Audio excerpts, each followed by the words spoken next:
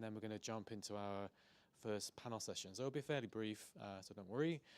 Just to say, I'm David Barber. I'm the director of the AI Center here. So we're at the AI Center here at 90 High Holborn.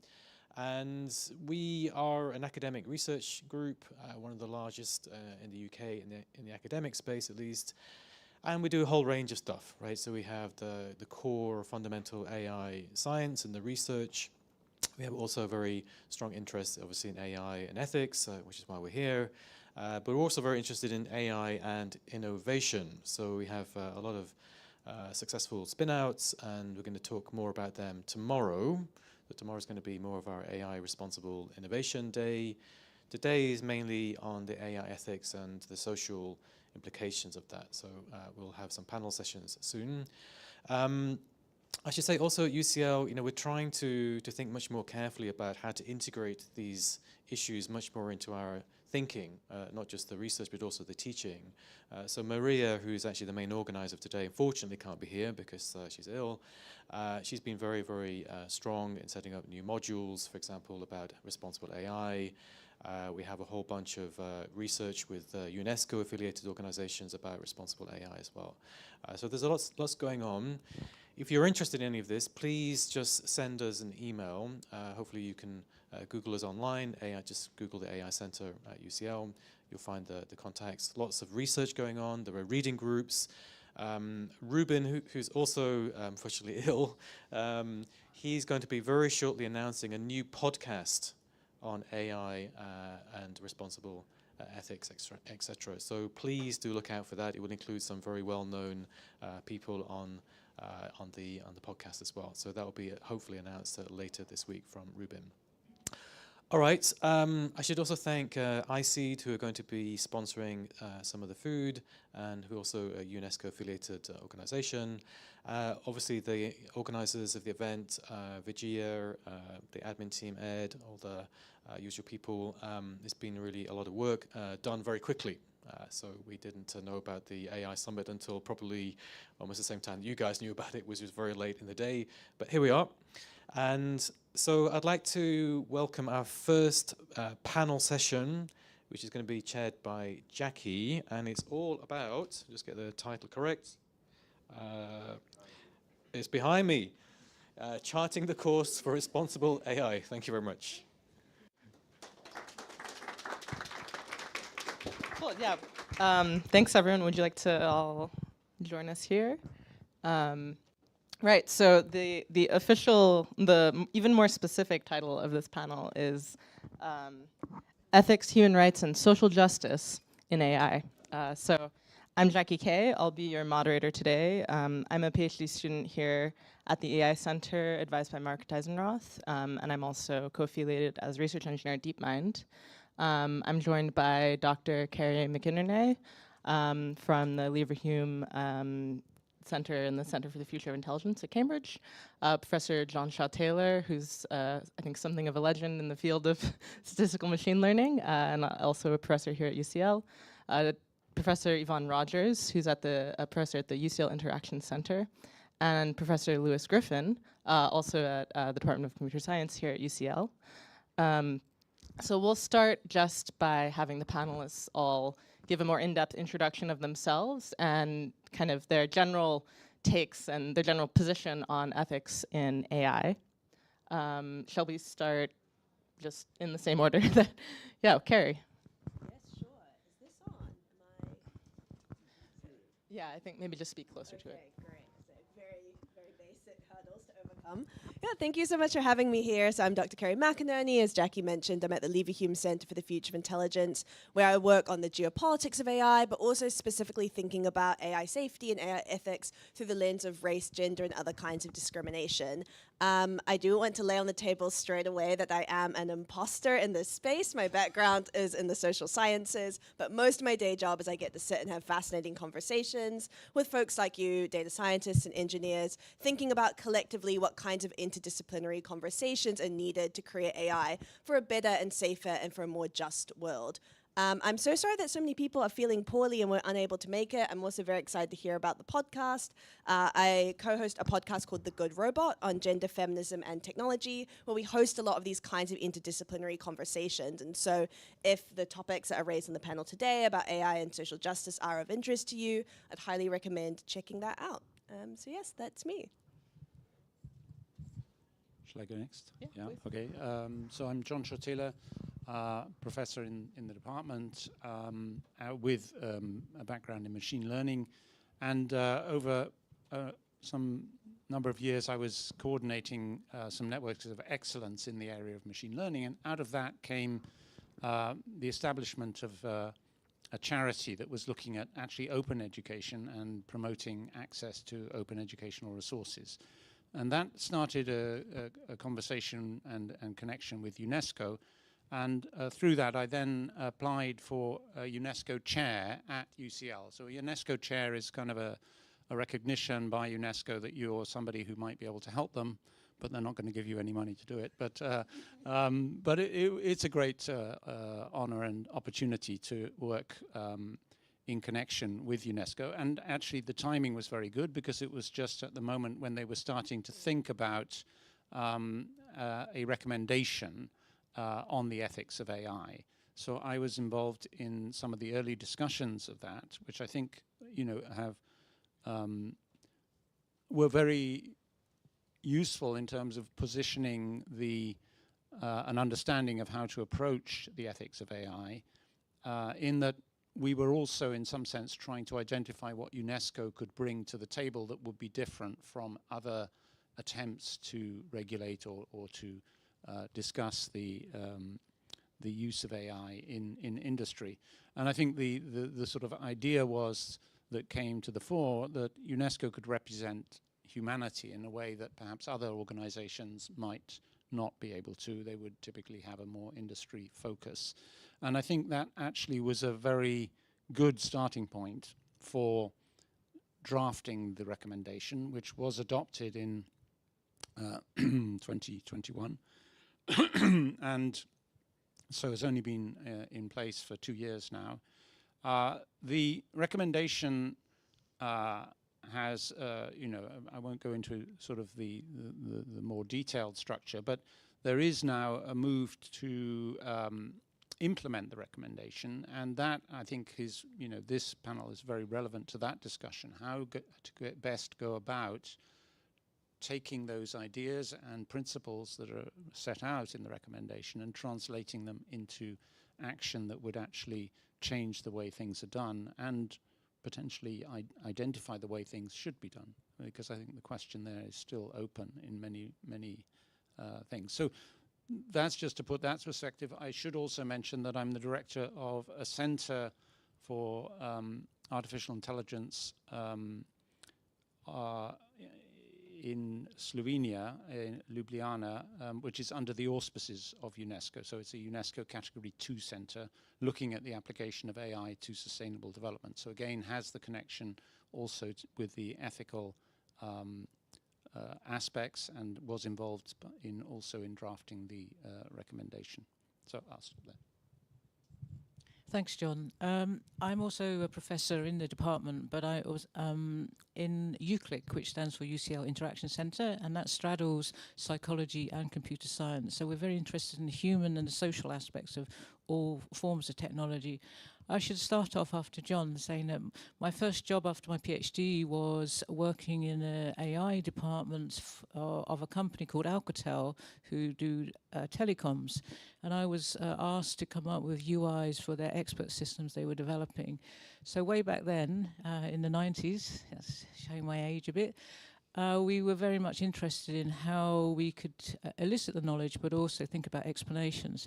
Whiz forward to a few years ago, explanations became a really big topic for thinking about AI, and I was involved in a number of workshops here at UCL and other places thinking about how can we operationalize this concept in order to think about what are the parameters, why do we need AI to explain itself, how do we make it, these black boxes at the time, the machine learning, more transparent.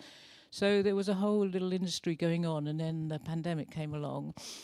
And now it has resurfaced as a much bigger enterprise rather than just being about explanation. I think the ethics of AI is a massive area. We talk about responsibility, we talk about safety, and these are really big topics which I think are much more difficult for us to somehow work out how to answer these big questions. But that doesn't mean to say we can't give it a go. And I think, like John, I'm also part of a big European network which is looking at what's called humane AI, and that's very much about the ethics of AI. And we are particularly concerned with how to make it human-centered rather than human in the loop. What does that mean? How do we make technology, or rather the AI tools that we are developing, able for people to interact with them and to interrogate them and to find out a bit more what goes on behind the hood, so to speak. So I think at that point, I'll hand over to you. Thank you. So I'm Lewis Griffin. Until recently, the kind of things I worked on really didn't have any kind of ethical dimensions. I was spending a lot of time worrying about the geometry of color space and things like that. But I went on a sabbatical last academic year, and my midlife crisis made me think it was time to start doing something useful and to look for problems that are important. And inevitably, because they're important, these things have ethical dimensions. And so I needed to think about those. You know, I very much find myself as an amateur ethicist, and I'm embarrassed to be commenting on it at all, given, you know, how much deep scholarship there is on these things. But I'll tell you about kind of three ethical things that came up during my sabbatical year. So going from sort of minor to major, the first one was a topic that I got interested in and started to work on, where which is to do with application of AI to thinking about wicked problems and things like that.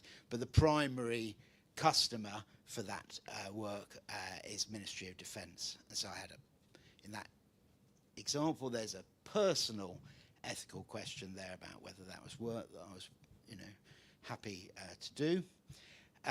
So then the second example is some work I did where I think I found a risk arising from LLMs that hadn't previously been identified. And so then there was a question around, you know, is the wise thing to keep quiet, or is the wise thing to, you know, publish it and tip off both sides? So that's the second kind of ethical consideration. And then the third, the largest one, is around work I've been doing with the Home Office. I'm running a residential workshop next week, not the one this week, the one next week for the Home Office, which is about harms arising for homeland security and crime arising from generative AI, and thinking about what those risks are and how big they are, and thinking about mitigations of those risks. And all of those risks, they are harms that are arising from release of technology. So there's three types of, I'll just recap, there are three types of ethical thing there. The first one is just about personal ethics, about what one is willing to get involved in. And the second one is ethical considerations around release of knowledge, release of research. And then the third one is about the ethics. And I don't have answers to any of these, but the third one is about the ethical considerations that arise from release of technology. So those are things I've been encountering. I'm really excited about the both the breadth and depth of the knowledge represented here today by our panelists. Also, there's a quick reminder to people watching on the live stream to go to slido.com, enter the code AI Fringe 1, and enter your questions for this amazing panel of people. And I'll be moderating that and asking it as questions come up.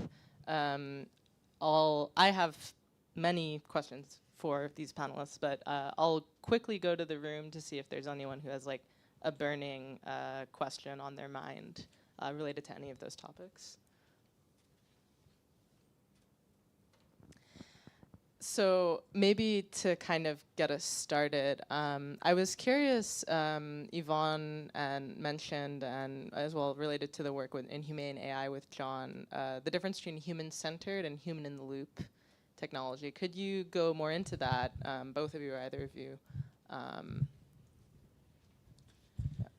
Maybe I'll talk about human-centered and John could do human-in-the-loop, which is more coming from AI as a way in which humans are involved in the training of the algorithms, whereas human-centered, it's very much a term that we've had about all kinds of technology, but in the last 3 or 4 years, some very eminent scientists, researchers in my field, James Landay, who came here and gave a talk recently, and Ben Schneiderman have been pushing this within the AI community to say, look, let's not just think about automation.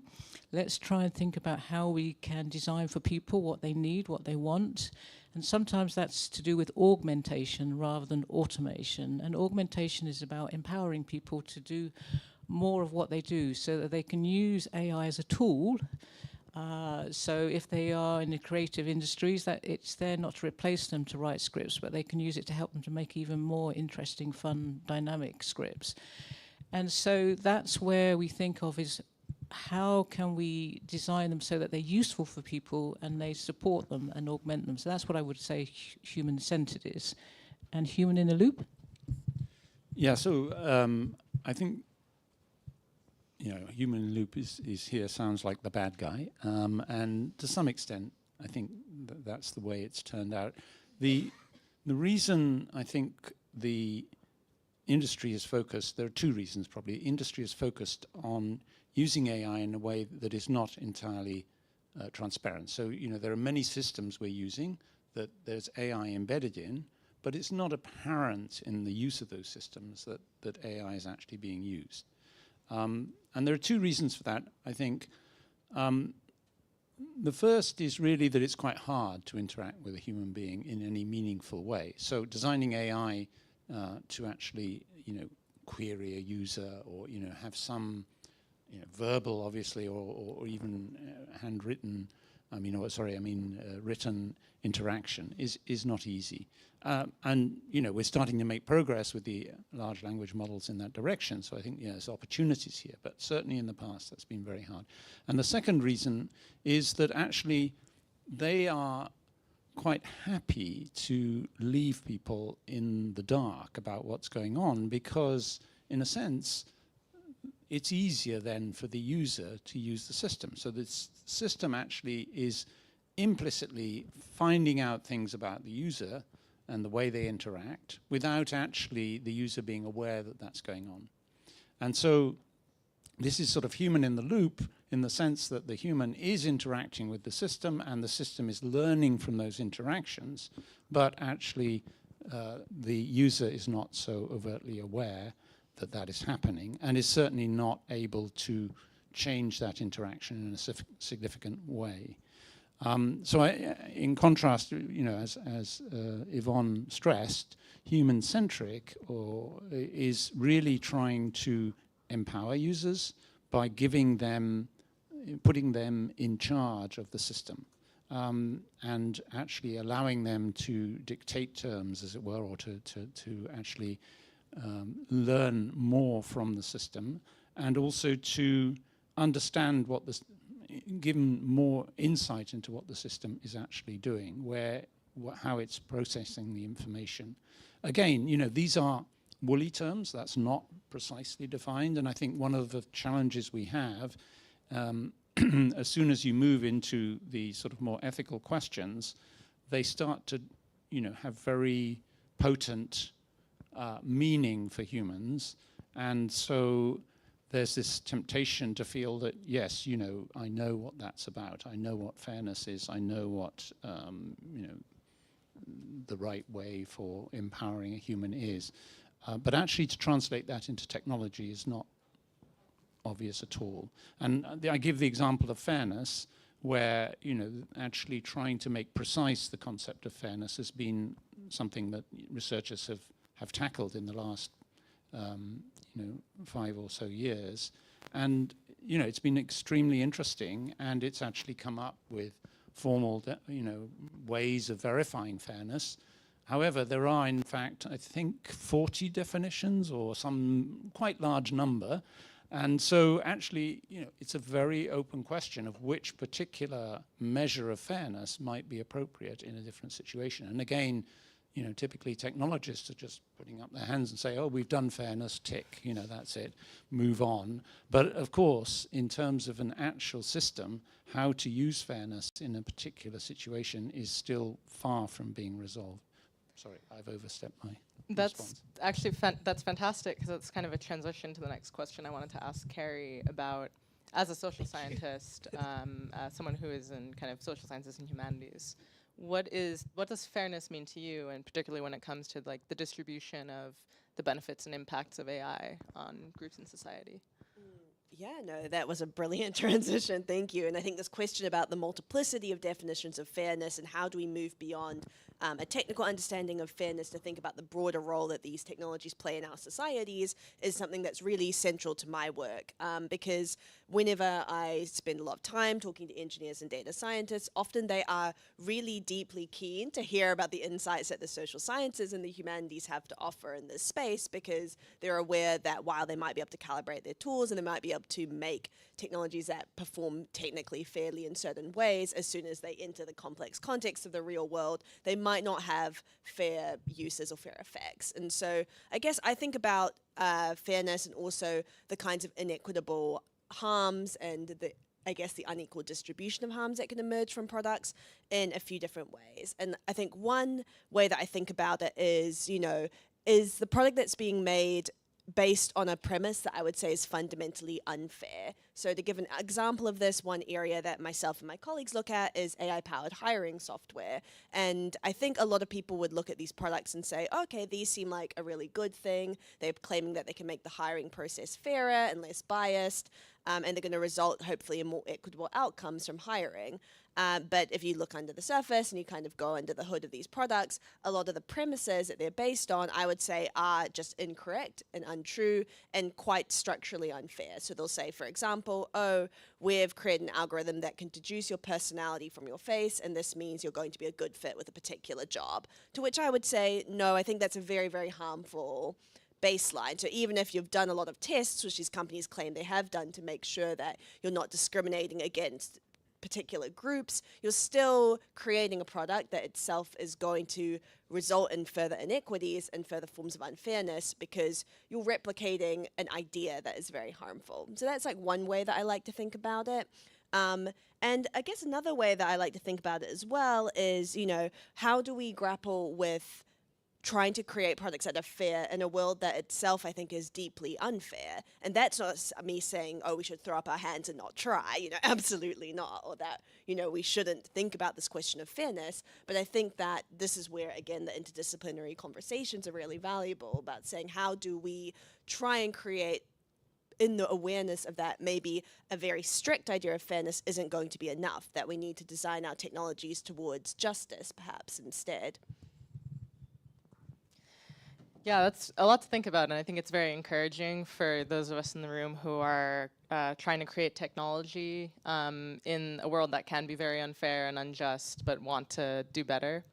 I think a question I want to ask you, Lewis, as someone who, from a technical background, who's becoming more interested in these issues, is sort of, what's your gut feeling on where the ethical responsibility is between the creators of technology, the users of technology, and also users who may want to abuse technology, or maybe you want to use it for a good reason, but then something goes wrong accidentally? So I think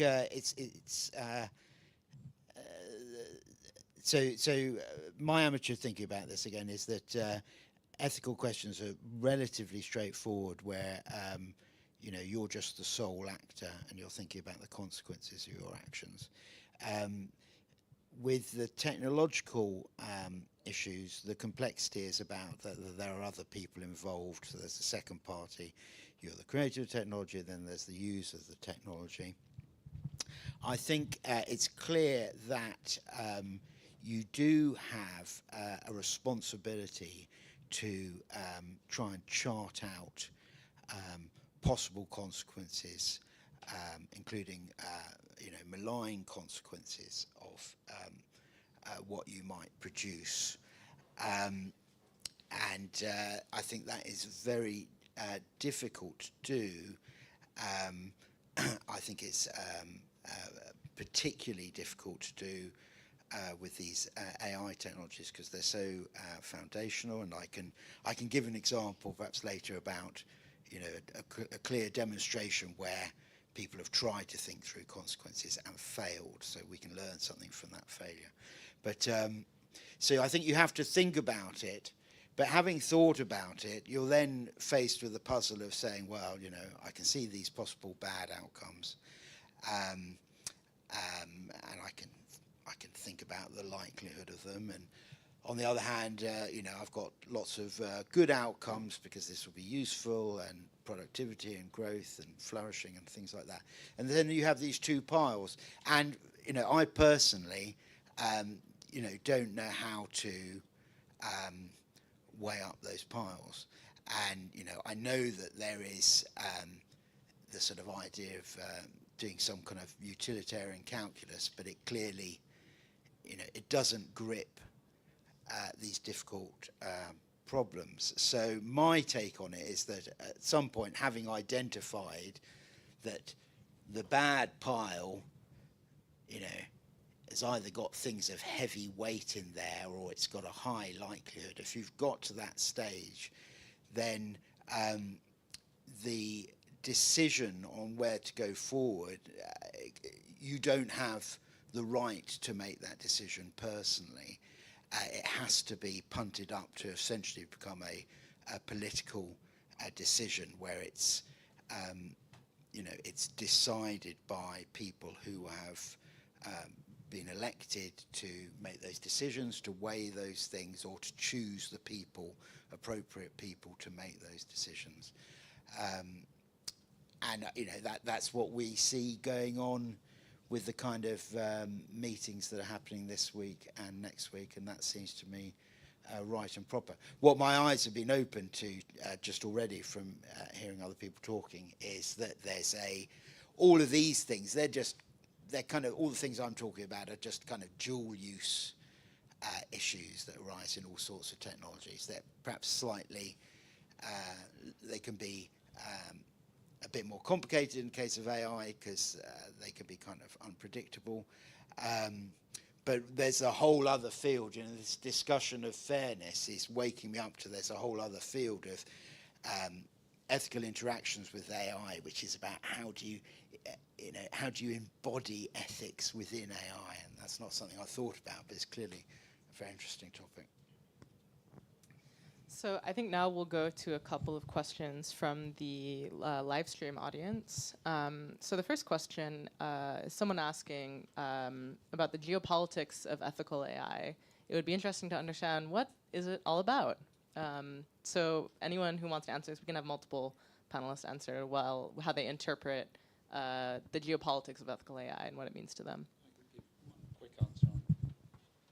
I mean, maybe just to say, put in context the ethical recommendation of UNESCO, which is actually, in order to be accepted, recommendation has to be approved by every member of UNESCO. So I think it's 193 now, 192 at the time, the recommendation, because the US was not a member at that time. It now is a member again.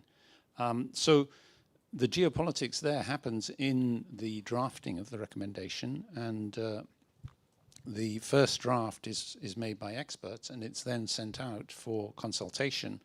And on those consultations, which are done regionally, and indeed we actually coordinated in the center in Ljubljana, the regional consultation for Eastern Central Europe, And their feedback is given, and again, if that feedback is not incorporated, there's a danger that the country will not approve. It has to be fully consensual. Everybody has to agree to the text.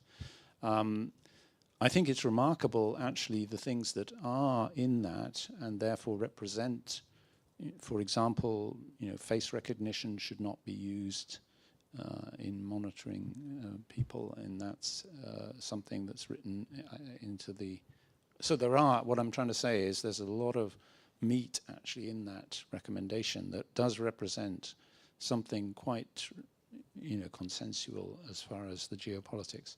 That said, of course, there are very different approaches, and I think one of the things that is we shouldn't... The fact that there are differences of opinion shouldn't lead us to throw up our hands and say, okay, we can't do it. I think we have to think creatively, think around the problem.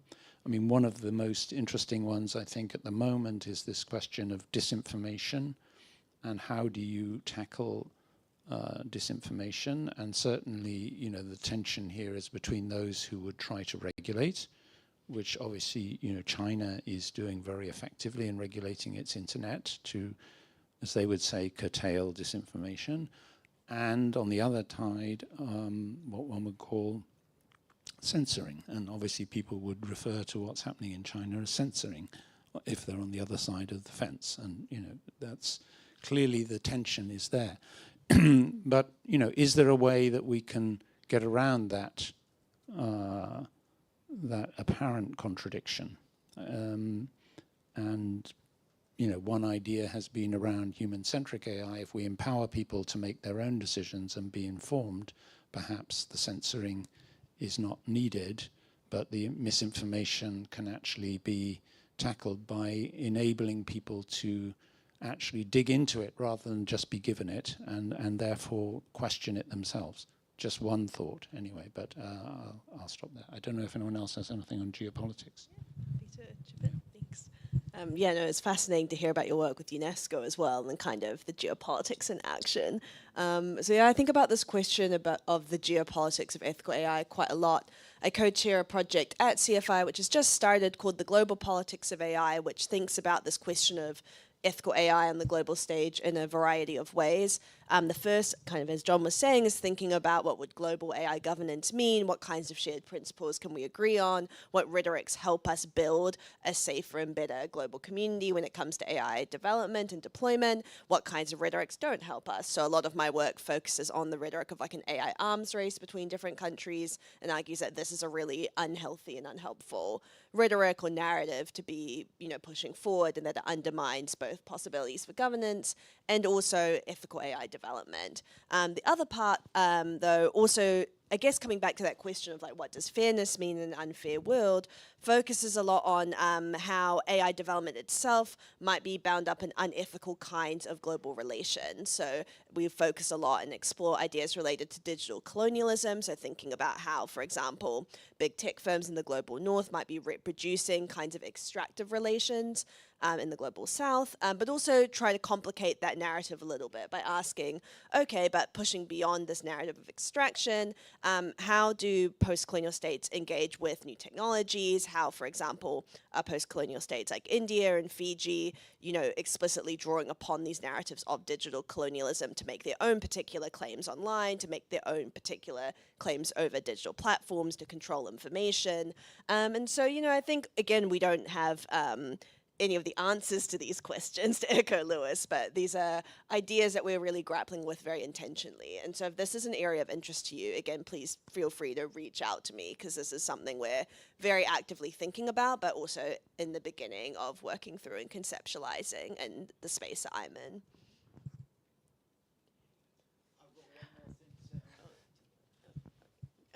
Yeah, we have multiple microphones. Some of these, thank you. Some of these, many of these AI technologies kind of don't escape out of each country. So, if country X wants to use AI to monitor its workers and country Y doesn't, then maybe they can just accept that. But some of them clearly escape. So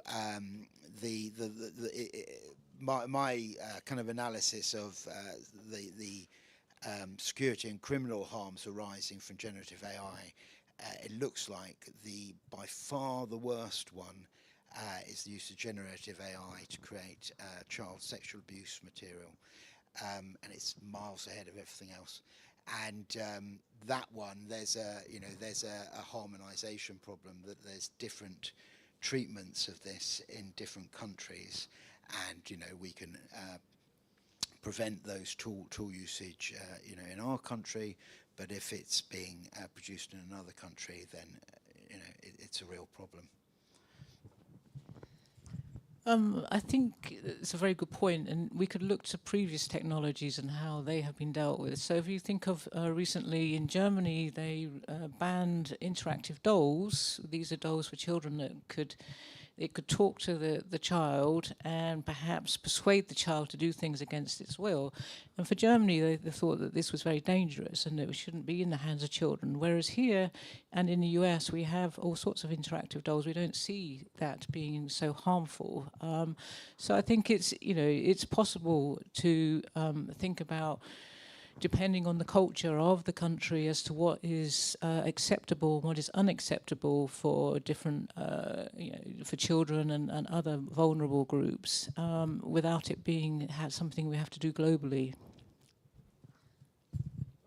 Yeah, and if I could just add to that very quickly around sort of the different cultural perceptions of AI and approaches to AI, there was a project that I thought that was very cool at my center, run by Dr. Kanta Dihal, who's now at Imperial but was at Cambridge, called Imagining AI, or the Decolonizing AI Narratives Project, and that specifically has resulted in a book collection where they went around the world, firstly in person, then digitally during COVID, to collect all these different stories and ideas and approaches from different places about how AI was narrativized and conceptualized in myths and legends and science fiction, just to show the kind of plethora of thinking on AI and how often, say, the narratives that we tell in the UK are very narrow and also very much vested in a particular set of cultural principles. And so I would really recommend checking that out as well. Great. So very exciting. We've gained a panelist. Wayne, thank you for joining us. You were delayed by transit, but it's great that you could be here. Do you want to introduce yourself and give kind of a summary of your outlook on AI ethics? Okay, thank you. I mean, firstly, my sincere apologies for my lateness of arrival. London Transport let me down completely today. So I'm Wayne Holmes. I'm an associate professor in UCL over in the UCL Knowledge Lab, which is part of the Institute of Education. I also am privileged to be part of the EACI that John Shaw-Taylor heads up. I've also done a lot of work for UNESCO and the Council of Europe over recent years. My area of interest is the critical studies of AI and education. So I don't pretend to be an expert in AI generally, but I have lots of experience of the ways in which AI is being used across educational contexts. For me, it's actually hugely worrying. So the ways in which AI has been developed over the past 40 years in the educational sphere has been fascinating. And I like to make a big distinction between the work of researchers on the one hand and the work of those who are deploying these technologies worldwide. And, lots of my colleagues and friends have done a lot of really interesting and useful work. And the moral imperative of those researchers is positive. They're doing it because they wish to support the learning of individual students in the classrooms. And, it makes perfect sense. But the problem is that, there is the world of unintended consequences. And so despite these really good intentions, we really have to think about that. And the reality is that current applications of artificial intelligence have been designed for use in educational contexts are not good, in my opinion. They're very good at helping students retain information to pass examinations, perhaps. But for me, that's not what education is about. That's one of the things that we do.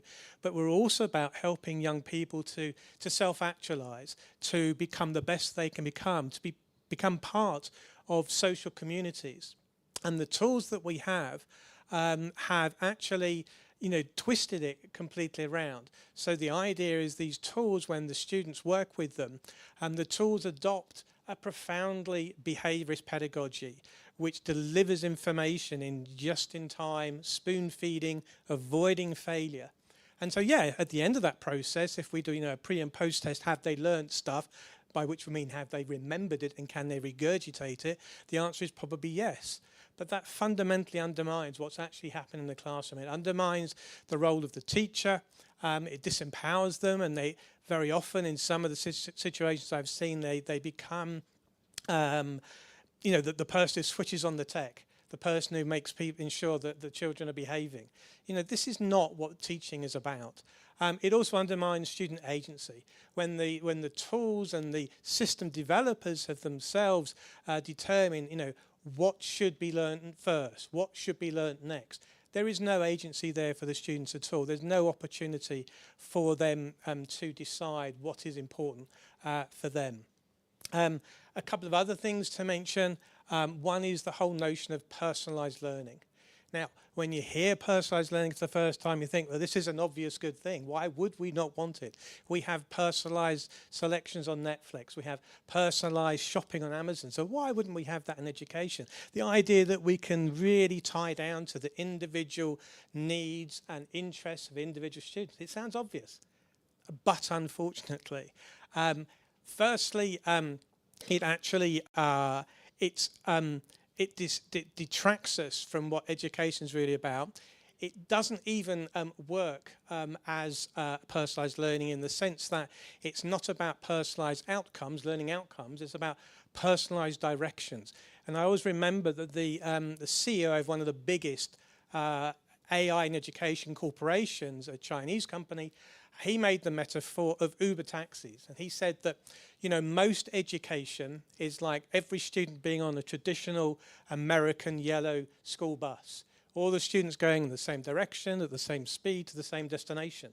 And he said, but aha, my AI in education system is like having an Uber taxi for every single child. And of course, everybody loved this. Fantastic, every child has their own Uber taxi. I don't know about you, but when was the last time you got an Uber taxi because it took you on a nice route, right? All the Uber taxis in AI Ed do is they take you on a nice route, but they take you to the bus station.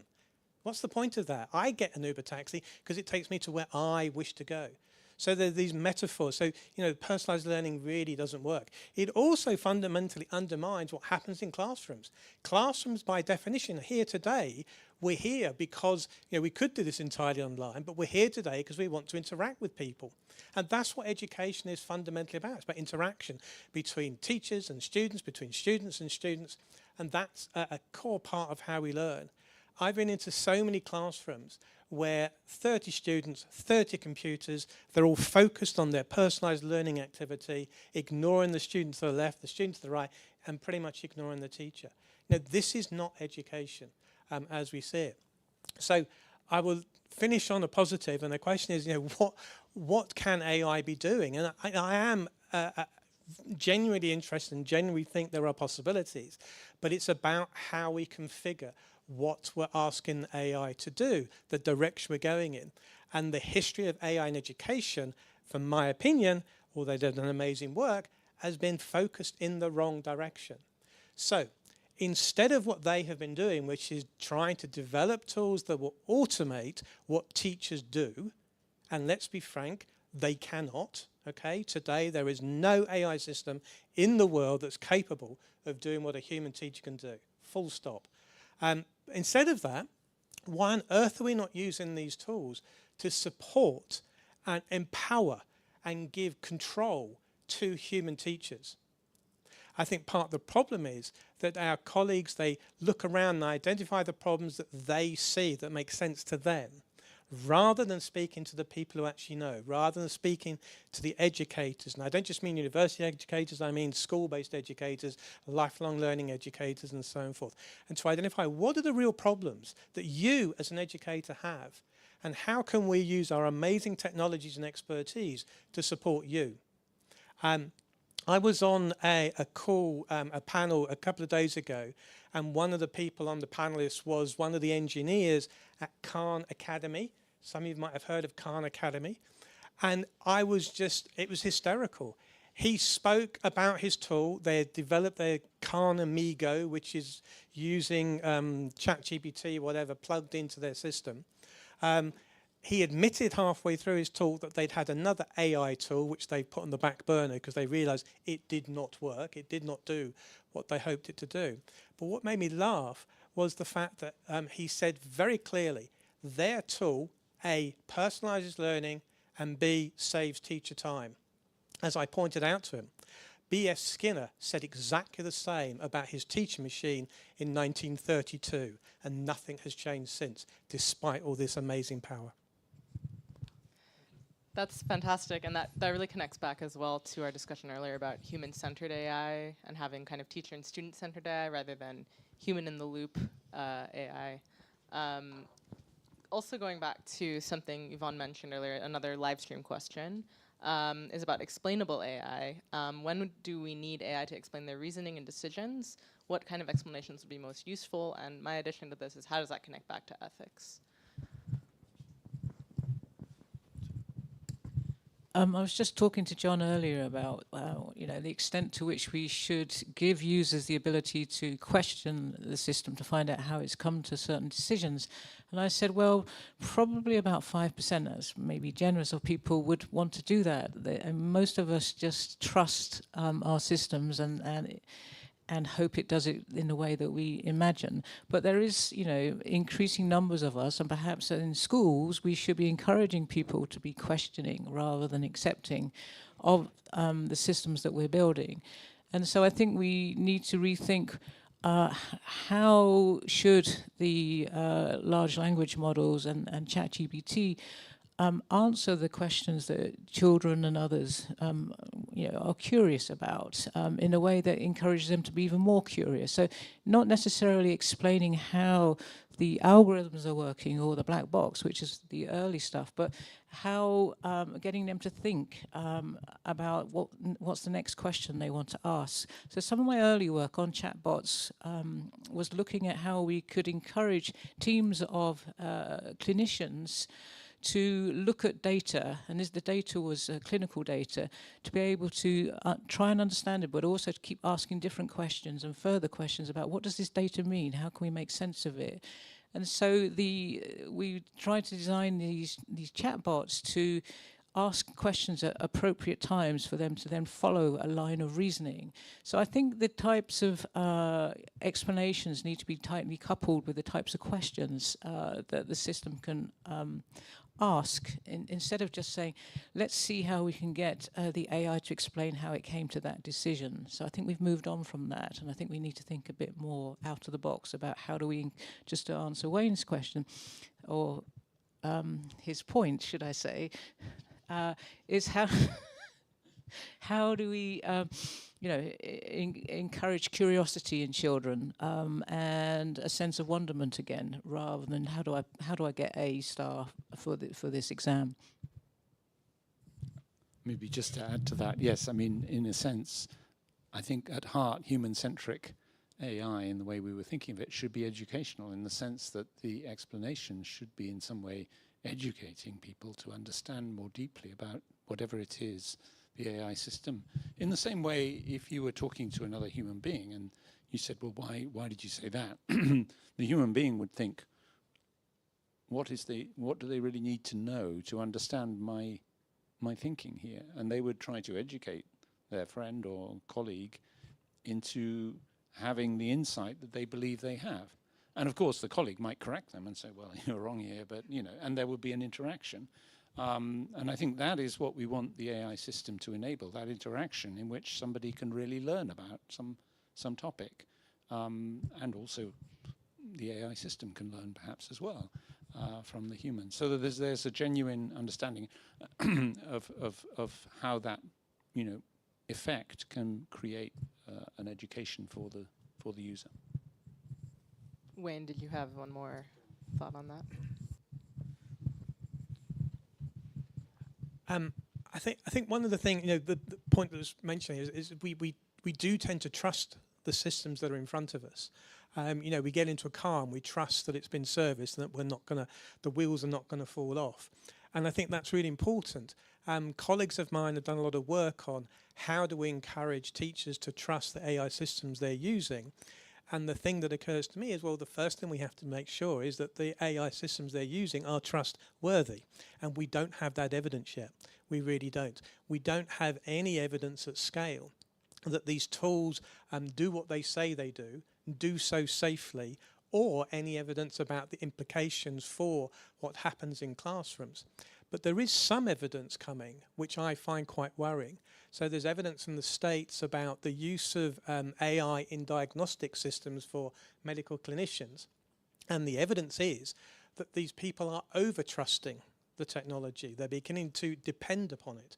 And so their normal questioning, so if they did have another clinician come in the room, they might argue with the clinician. But because the systems look so definitive, they're beginning to trust it perhaps too much. And I think that's another area that we need to really think about. The final thing I would say about the learning is I'm a big fan of helping everybody across society, from 5-year-olds up to 99-year-olds to have an understanding of AI. And there's a lot of work on this. However, almost all of that work on learning about AI is technological based. It's all about how do the algorithms work. It's about, what does supervised learning mean? It's all that kind of stuff. And occasionally, at the end of a course or a module or whatever it might be, there's a final little bit, we must talk about ethics, and that we mean bias. And that's it. That's what they talk about. And often that gets shunted into the last few minutes. The work I'm involved in, particularly with the Council of Europe, is trying to say, well, hang on a second. This probably is the case for all technologies used in the history. But, at least with AI, let's take advantage of this now. So I would argue that any teaching about AI must be divided 50-50. 50% on the technology, how it works, how we create it, but 50% on what does this mean for humanity? What does this mean for trust? What does this mean for us? And I would also argue that those two things should not be done separately. We do one, then we do the other. But for everything we talk about, we need to interweave it. So if we talk about how do we do facial recognition with these technologies, we have to begin with the question of why are we doing facial recognition with these technologies? What do we hope to achieve? What does this mean? What is the impact on people? So let's bring these two sides together. I think it's absolutely fundamental. That's a really bold recommendation, and I love it. Speaking of interactive participation, I just want to open again if there's any questions from the audience. Yeah. Maybe you can grab one of these. I think you raised your hand first in the back, and then we can pass around. Hi, everyone. Basically agree with everything that's been said. I think one of the tenets is that, we're still doing an individualist approach to AI, right? Whether that's like industrial, organizational, whereas you're all talking about obviously the collective approach, the human-centric approach, humanity-based. I'm in policy, and it's interesting for me just in a couple of perspectives. Number one, I think to the point of like awareness and education of people for AI, I think our expectations might be too great, right? Not everyone will ever understand that. Not everyone will have the capacity to. Not everyone will have the time to. So how, in my opinion, there is a real big place for governance, regulation, standards, not just like industry-based one, of which, there's proliferation of them at the minute. My focus, I'm a civil servant as well, and I've just done a master's actually at the CFI, where Kerry is, in AI ethics, and the focus was on the UK's inability to create effective digital legislation, and that is both in terms of sort of the Communications Act in the early 2000s, the attempts during the 2010s to get online harms sorted, and then also now with the AI white paper. and the Online Safety Act. So I have a very big soft spot for the UNESCO recommendation, but I think there's a big gap, right, between principles to practice. And I'm not quite sure, I didn't have an answer myself, but I think interdisciplinary work is like really key for effective policy. But I would suppose from your perspectives as academics, as engineers, as data scientists, what would you like to see in a piece of legislation that you think would be impactful to sort of force industry to act in a certain way? Because we've got all of your big chief execs saying, "Oh no, AI is out of control. We need to be stopped." And it's like, stop yourselves. But I think without legislation, it's probably not going to happen. So, from my perspective as like a technologist, policymaker, it would just be really interesting. Sorry, I may have switched that on. It would just be really interesting to hear what you would like to see as technical experts in that area to like create effective national governance in this area. Well, if I can come in just very quickly, just to let you know that that's exactly what we're doing at the Council of Europe. So just a month ago, the 46 member states ministers of education agreed a resolution that tasked the Council of Europe with coming up with regulation to protect the human rights of children and other young people who are involved in AI in education. So that's the process that we're now involved in over the coming time. But I think the problem with lots of the principles you mentioned, like the UNESCO, like the OECD, like the EU's, is they very often see AI as if it's something out there in the ether. And they don't recognise that actually AI, apart from blue sky stuff, is applied. So it's either applied in healthcare, or it's applied in smart cities, or it's applied in autonomous cars, or it's applied in education. So yes, we need to have that general legislative approach, but we also need to think very carefully about what actually happens in practice. So I completely agree.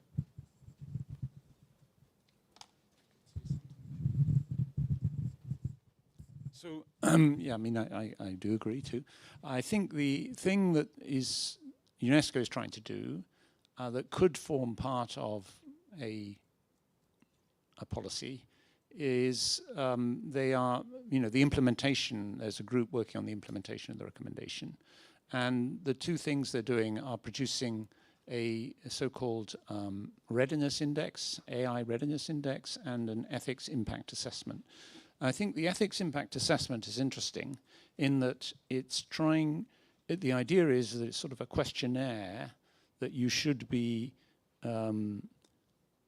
sort of continually filling out for every AI project. So an AI project should, before it even gets started, start filling out this ethics impact assessment. And the idea is to try to keep track of all of the stakeholders, the potential impacts of the technology, and to keep monitoring those, and to factor the issues into the actual development of the system in order to try to. However, the problems are that this is all really down to the quality of insight and understanding of the people doing the ethics impact assessment.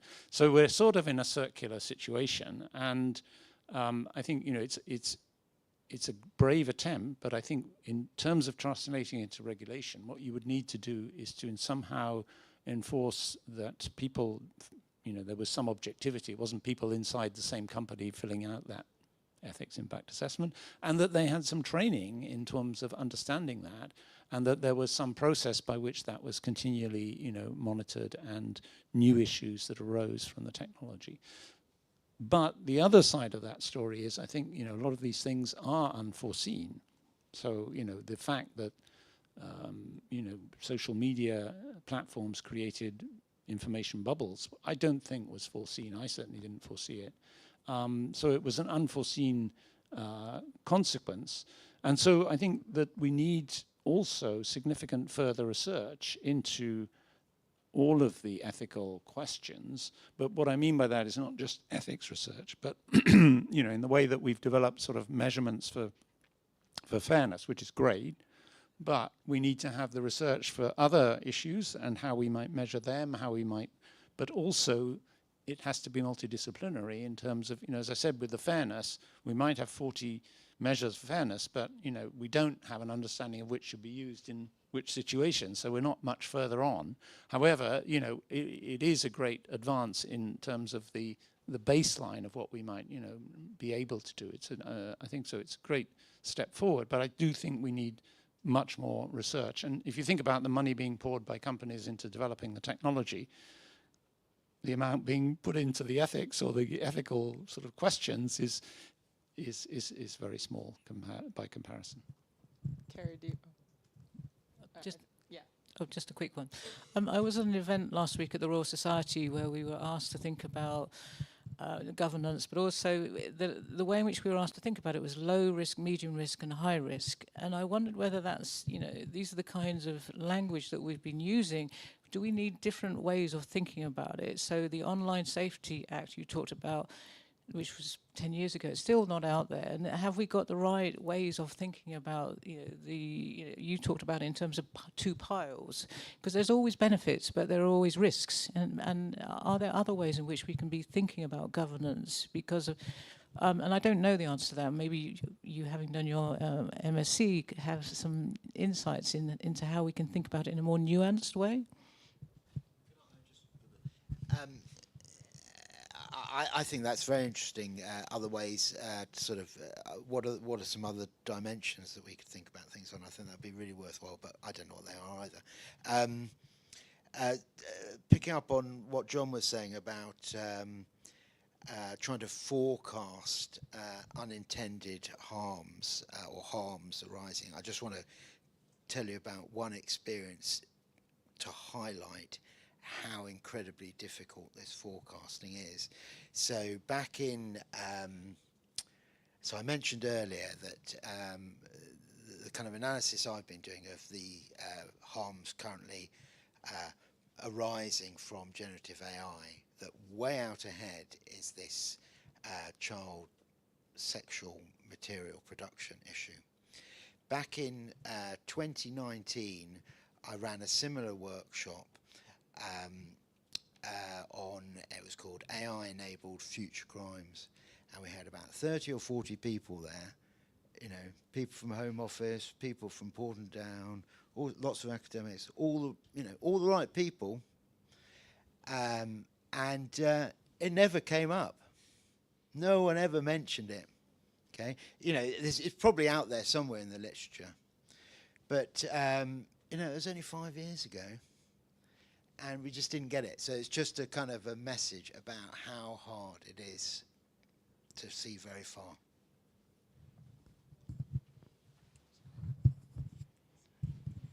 Yeah, I mean, this is such a rich question, as you can tell by such kind of a rich generative set of answers as well from the panel. And I want to completely defer to your expertise as like a policy maker, because I don't come from a policy background myself. I think a couple of things I would really love to see.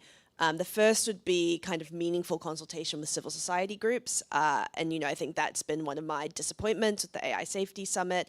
My closest collaborator, Dr. Eleanor Drage, was actually just in a conference in Slovenia last week, and she absolutely loved it. And that was run by a large number of civil society organizations. And what stood out for her was the huge role that these organizations were playing in understanding and enforcing forms of regulation. So there was one organization, for example, that just went through so many websites to see how many of them were complying with GDPR, and then individually emailing all of those companies with websites that did not comply with GDPR. So if their cookie banner wasn't compliant and they found only 42% of them were, they were sending an email saying, hi, I'm not sure if you're aware of this, and kind of step by step making this change. And so I think these are the people who really understand and really know what it means to create policy that works. And so I think, you know, meaningful consultation there.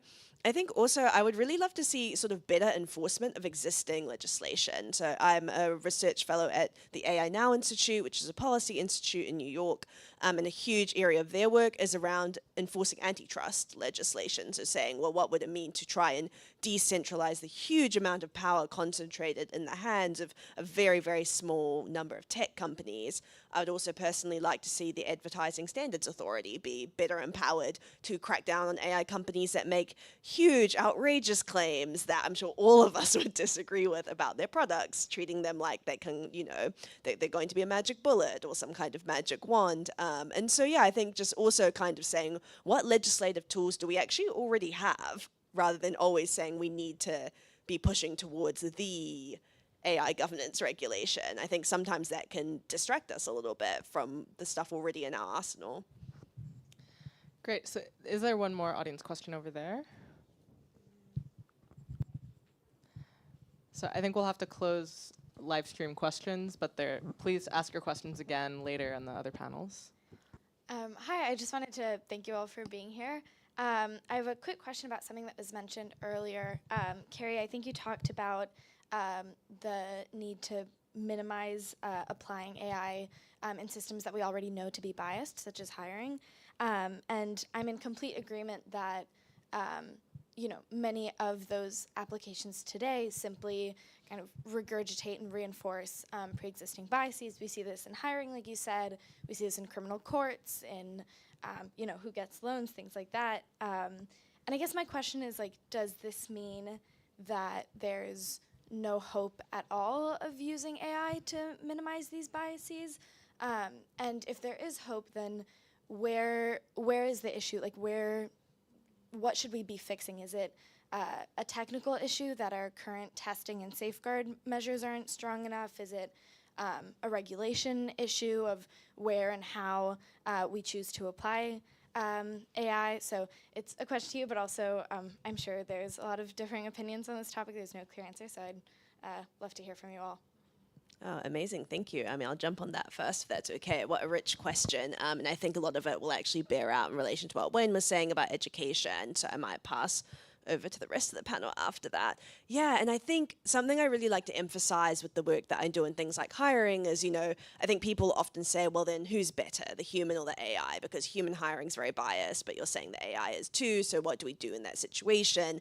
Is it a hopeless situation? And I like to kind of push back on that and say, no, absolutely not. I'm aware that I'm coming very critically at certain kinds of tools, but I'm not hopeless about the use of AI in general. So to give an example, we critique a very specific, narrow subset of tools. So we look at video-powered AI hiring tools that claim to be able to deduce personality. At the same time, I think we've seen the emergence of other kinds of tools that are less about a process of replacement, saying actually, and I think the implicit assumption here, like with teaching, is really important, saying actually, we think that what you do is just not that hard or valuable and can easily be replaced by an AI tool, so here you go. And again, teachers do so much more than just deliver information. They have a huge role of social functions. I'd say the same with people who do HR and recruitment.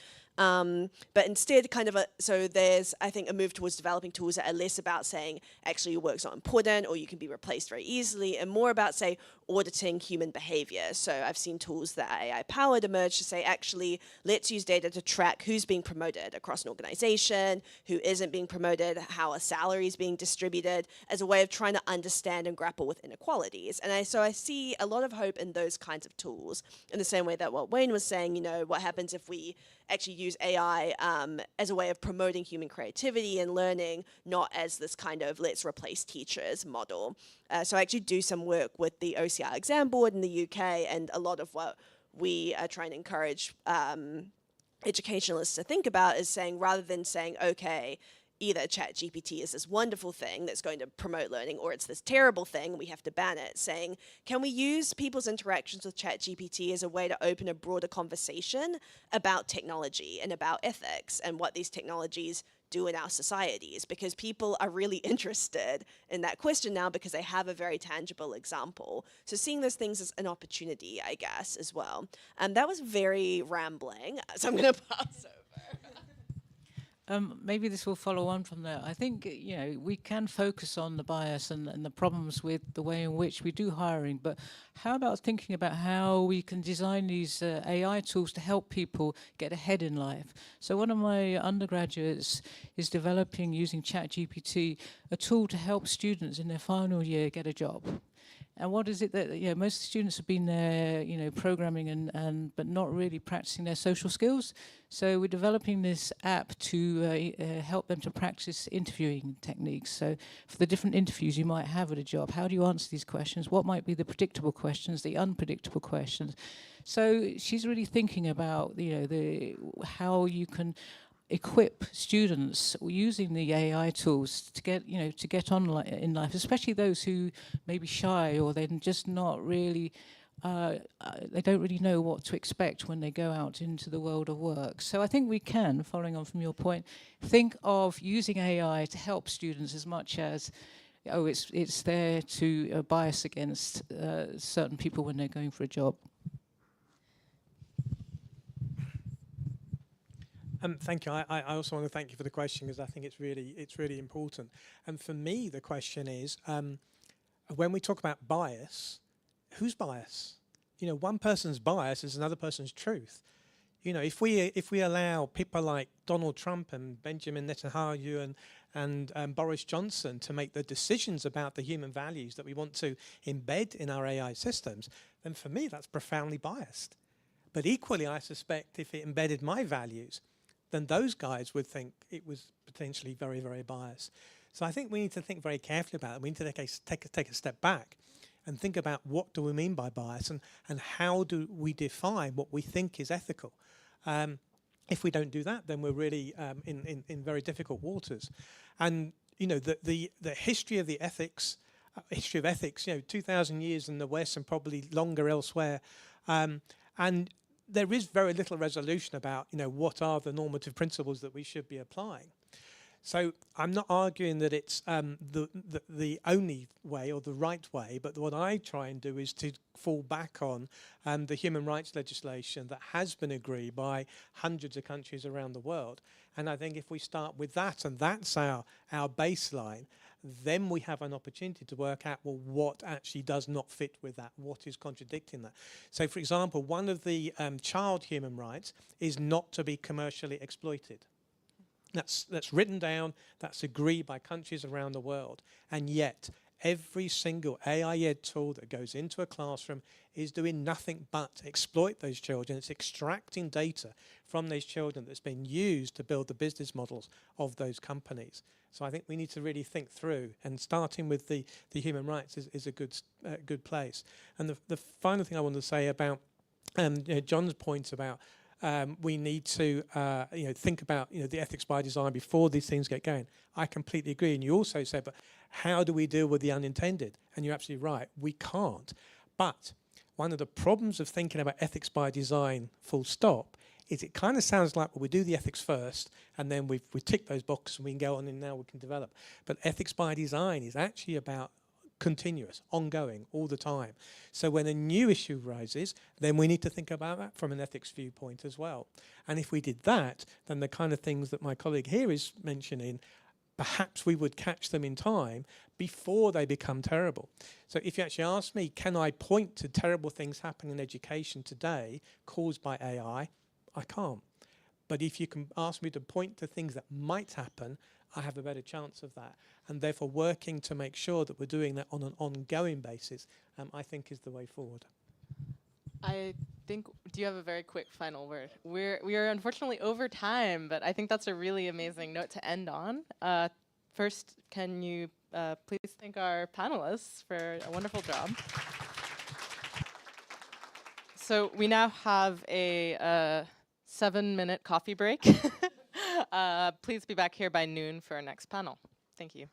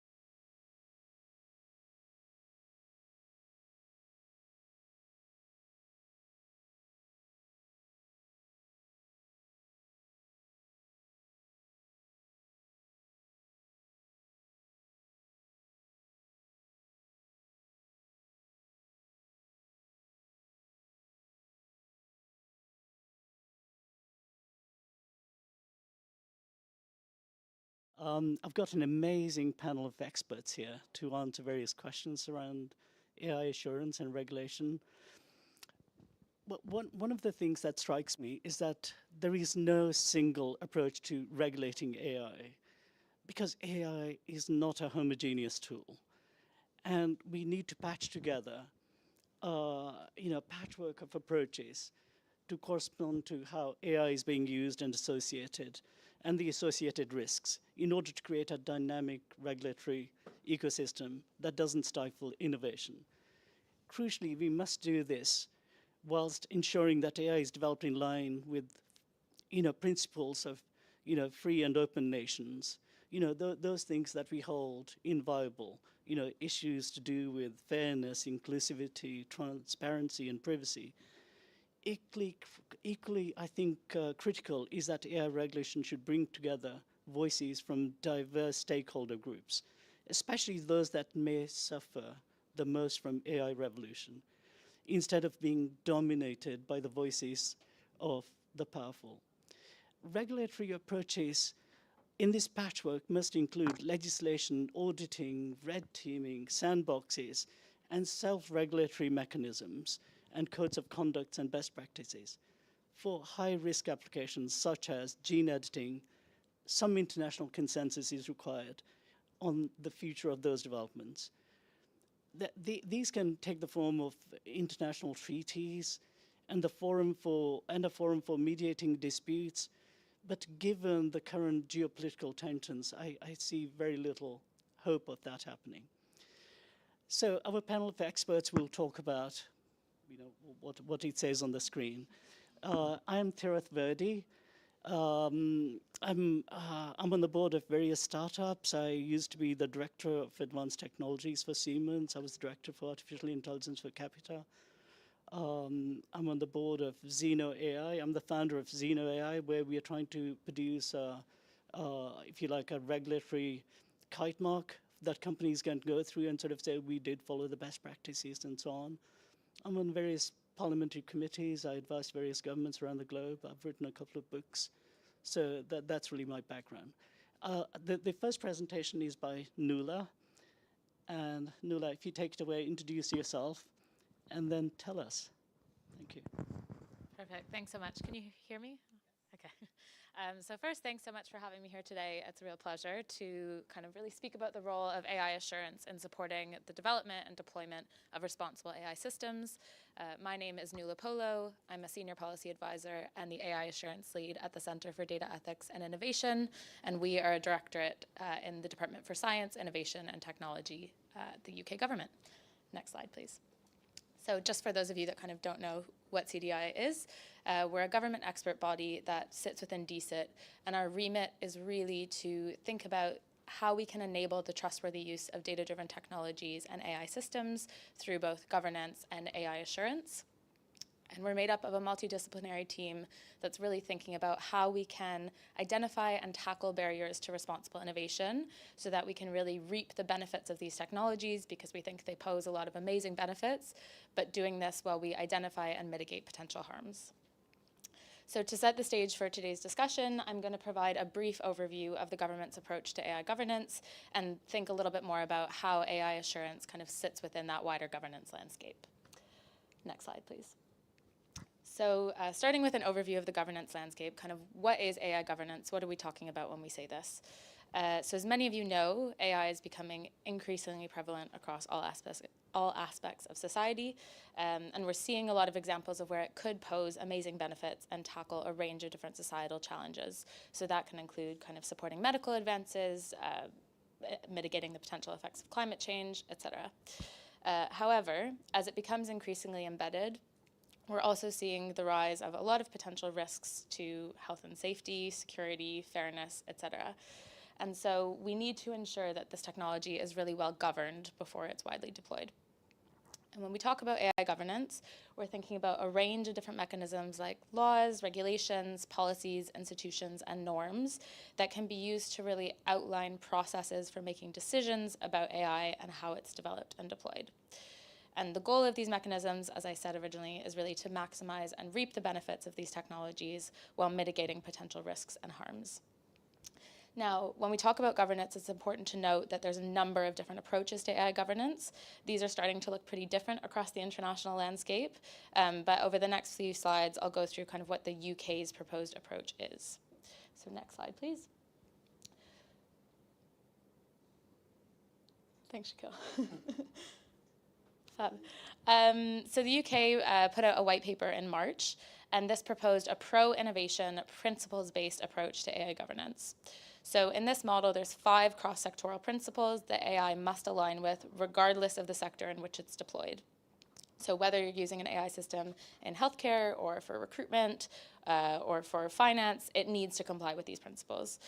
And these principles are based on the OECD AI principles. I'll talk a little bit more about them in the next slide, but these are safety, security, and robustness, appropriate transparency and explainability, fairness, accountability and governance, and contestability and routes to redress. So we have our cross-sectoral principles here. Now, due to the unique challenges that are faced by different sectors, the UK will leverage the expertise of existing sectoral regulators. So rather than having kind of a cross-sectoral AI regulator, because the principles will look so different in practice depending on the sector in which the system is deployed, the existing sector regulators will kind of unpick what fairness, for example, looks like in a particular context, because fairness is really likely to look quite different in kind of finance versus healthcare versus recruitment, et cetera. And then we'll also have our kind of central functions to drive coherence and ensure that the regulators have the right kind of skills and capacity, given that AI is, a fast evolving technology, and these regulators don't historically have necessarily a lot of kind of experience interacting with AI. Next slide, please. So that's kind of the overarching structure. And this is very wordy, but just to kind of give a little bit more detail about what the different principles are. So first, we have kind of safety, security, and robustness. So by this, we really mean that the systems need to be technically secure and safe, which will require kind of ongoing risk assessment, monitoring, and evaluation. Second, AI must be appropriately transparent and explainable. So this really means that we need to be able to understand and explain why an AI system has made a particular decision or taken a certain action. But appropriate here is really important, because the information that's required in transparency and explainability is going to vary quite greatly depending on who you're trying to explain a decision to. Third, the AI system must be fair, which means that it shouldn't jeopardize or undermine fundamental legal and human rights. Fourth, there need to be appropriate governance and accountability measures, so thinking about kind of wider organizational measures you have in place. And finally, contestability and routes for redress. So people need to be able to contest a decision that's been made about them if that outcome may cause harm. Next slide, please. So we have these cross-sectoral principles, and these really prescribe the outcomes that an AI system should be aligned with. So these kind of say what needs to be achieved. But the really big next step is kind of taking principles to practice and saying, okay, how do we achieve that? So how do we assess AI systems against those principles, and how do we know if an AI system is compliant? And this is where we really think tools for trustworthy AI come in. And this is a phrase that kind of encompasses 2 sets of tools. So firstly, we have assurance techniques, which I'll speak a little bit more about in a minute, but that can include kind of impact assessment, audit, evaluation. And then we also have SDO-developed consensus-based standards, and these really helped us to provide kind of a baseline against which we're measuring systems. So these 2 tools can help us to test and assess systems in order to measure, evaluate, and communicate whether they actually are kind of compliant and aligned with these principles, and help us to operationalize the principles in practice. Next slide, please. So hopefully some of you are familiar, but before we kind of dive in too much, I thought it would be helpful to give an overview of what we mean when we talk about assurance for this discussion. So assurance is not unique to AI. It's already practiced in a lot of safety critical industries. We see it in financial auditing, cybersecurity, et cetera. But it's really about building justified trust in a system by measuring, evaluating, and communicating something about that system. So in this case, we're measuring, evaluating, and communicating whether an AI system is safe, secure, and robust, fair, explainable, and transparent, et cetera. How do we do this? So there's a range of different techniques for assuring AI systems. I've listed some of them here, and these range from kind of less formal, so something like an impact assessment, which is more of a qualitative technique, thinking about kind of wider social impact of a system. But then we also have more formal or mathematical techniques, thinking about kind of audit, performance testing, formal verification, etc. And many of these techniques are really underpinned by technical standards. Just take us to the next slide, please. And these standards are really around kind of underpinning the techniques to ensure we have kind of a clear baseline against which we're measuring. So there's different types of standards when we talk about standards. I've listed kind of some of these types on the slide, but we have foundational standards, which can help us to kind of build a shared understanding by establishing common definitions. So for example, when we talk about fairness, what do we mean? That's quite a big topic, but developing some standards around what fairness can mean or how we kind of measure bias. We have process standards, which help us to define best practice for organizational processes. So what governance or management kind of processes should you have in place to develop responsibly? We have measurement standards, which are around identifying metrics and methods for measurement. So I would say bias is probably one where we've seen this most developed. And performance standards, which set specific thresholds for acceptability. So if you're measuring, for example, bias in your system, at what point is it safe to deploy? So all of these different types of standards can really help to underpin and support assurance techniques. And without these standards kind of establishing a baseline, I could audit a system, Charles could audit a system, Shaquille could audit a system, we could all do it totally differently and give you totally different outcomes on whether or not it's safe to deploy, and you don't really have a good idea of who to trust or how they've carried out their audit. So having at least some kind of shared set of expectations can really help us to ensure coherence and consistency across assurance service providers and help us to make sure that we're avoiding advice and offering assurance.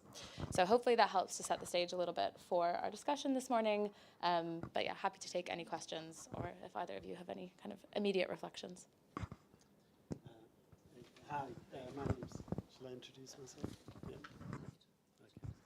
Yep. Nuala, I think what you just described there is really consistent with my experiences promoting AI assurance. And I think the consistency element is really important, both at an organizational level. I think some of my experiences working in large organizations, public sector and private sector, that machine learning has been used extensively within those organizations, and that I think to really capitalize on the use of AI and understand the best practice, there needs to be a formal, consistent set of standards. And so, whilst you're describing something that could be nationally or internationally accepted, there are benefits for large organizations as well. So. Yeah, one of the points I would have, certainly when it comes to the process standards, is that organizations just vary so much, and they're so deep down in their processes already. To get them to change at a systemic level is near enough impossible.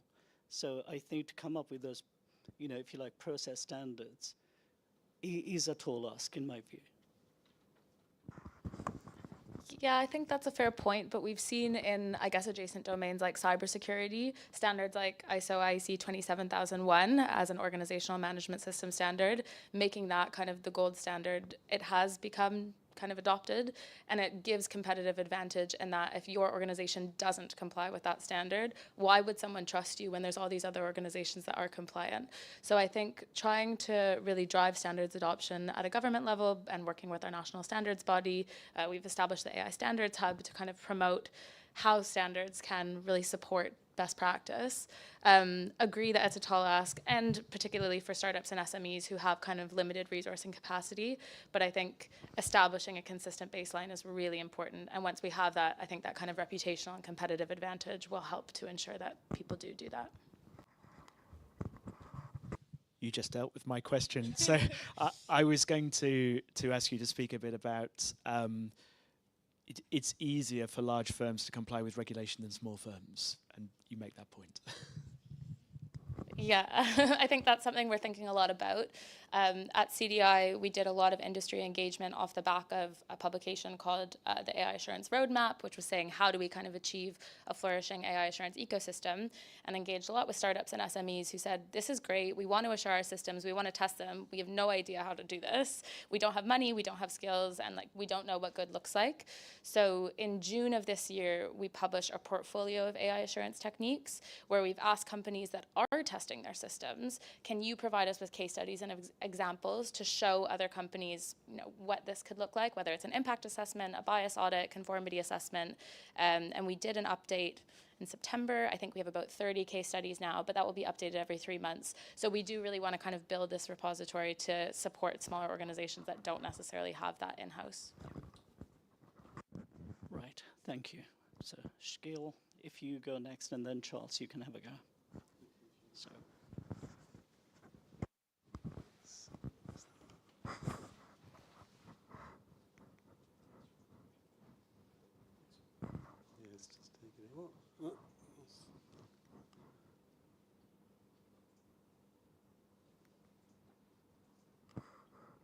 Apologies with the slides, they're not doing too well. So my name's Shakil Khan. I am a co-founder of Validate AI, which is a community interest company championing the methodologies to develop AI systems in a safe, trusted, and responsible way.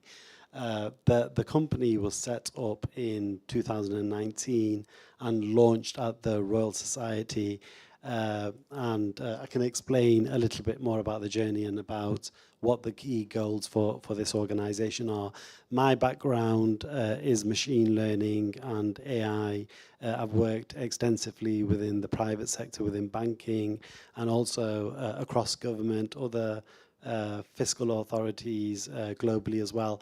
And I think it's been really interesting to do a compare and contrast on how AI capability is built internationally, and also the organic change that happens in organizations in the UK as well. Assurance has been something that's been very close to my heart. I've been championing assurance methods and leading guidance and tools for the last 20 years in government. So that's very much reflected within the Validate AI community interest company work that we do.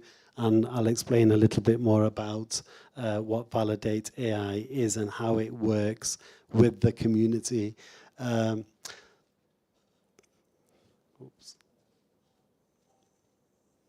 So, as I mentioned, Validate AI was launched in 2019 at the Royal Society. It came about through a conversation around data science skills, how we build data science skills nationally. And basically, academics from Oxford and Imperial College and myself, we were quite concerned, pleased in the sense that democratization through open source was allowing lots and lots of really positive developments, but we're really concerned with how these systems were being validated, particularly in a technical manner. So the first conference, we had speakers from Google DeepMind, then Twitter, leading academics from various universities and government, all sharing what their perspectives on validating AI are. And then that conversation led to the kind of extension within the ethical considerations as well. So over the last 4 years, what we've been doing is we've been really doing deep dives on different aspects of assurance, both from a sectoral perspective and from a problem perspective. For example, when you're maintaining machine learning systems, what does that maintenance from a technical perspective look like? Other challenges are, for example, within the COVID crisis, how do you ensure that your AI systems are relevant over time through catastrophic shock and significant events, global events? So, what's really great about Validate AI is that over the last few years, we've managed to build a community of over 100 organizations, including leading experts from industry, academia, and indeed government. And Validate AI is supported by the Operational Research Society, which is a society that, I studied operational research at university, and very much the principles of OR are using mathematical and problem-solving techniques to resolve, business problems. And I found within my career, AI career, those skill sets have been incredibly useful. So the OR community has been a great champion of what we do at Validate AI as well. So we're very much risk management driven. We see across the media the very different manifestations of risk. ChatGPT and generative models have demonstrated the concerns around hallucination of these systems, misinformation, the legality of the creation of both text and imaging. So and precursor to that, narrow forms of AI, which have been kind of the bread and butter of what we talk about at Validate AI.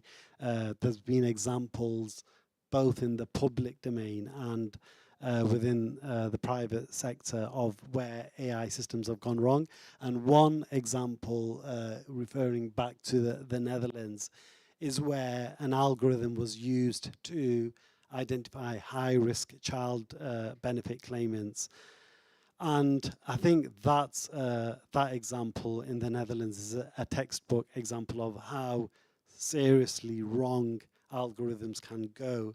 Effectively, the algorithm was assessed post-deployment to be kind of detrimental to ethnic minorities, particularly the black community, and the ramifications of implementing such a system was the breakup of families, which in turn eventually led to the downfall of the Dutch government and the resignation of the Prime Minister. So that's one example. There are many other examples on this slide, which I won't discuss today, but the forms, the manifestations of risk are both, there's many.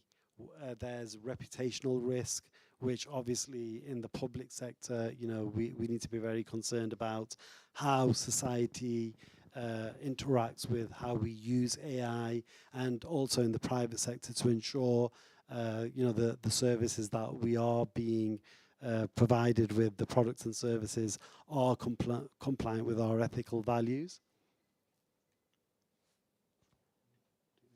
Yeah. So I think at the very heart of what we do at Validate AI is this notion of trust. As human beings, I think we have a good grasp of who we can trust, and that comes over time, building relationships. But the question in terms of AI and in terms of systems, AI systems, what are the tenets, what are the characteristics that demonstrate trustworthy AI? And at Validate AI, we summarize them into 3 high-level tenets, which are, there we go. So firstly, we think, or we believe, we need to make sure that the system is relevant to the problem in hand. There's no point building a system within an organization just because AI is, the hot tech on the block. We really need to demonstrate that it adds value. The second tenet is around ethical alignment. We need to make sure our systems are ethically sound, and that also encompasses the legal responsibilities as well. And thirdly, can we demonstrate that our systems are technically robust, which, as I described earlier, was the initial concern for Validate AI. And lastly, I just want to wrap up. So in terms of what we're doing as kind of a community-driven organization is we really try and understand what the concerns are of practitioners. So we convene various conversations to really try and distill what best practice is for those particular problems. So the slide on the screen demonstrates some of the workshop events that we are running over the remainder of 2023 and going into 2024. Problems such as the concern that AI doesn't do harm in a healthcare setting, problems around the maintenance of AI, problems around when you procure AI, how can you ensure as a customer and as a supplier you are adhering to and you evidence the right checks to demonstrate trustworthy AI. So if you are interested in any of these events, please reach out, and I'll just pause there. Brilliant. Thank you, Shaquille. Any questions, Charles or Nuala?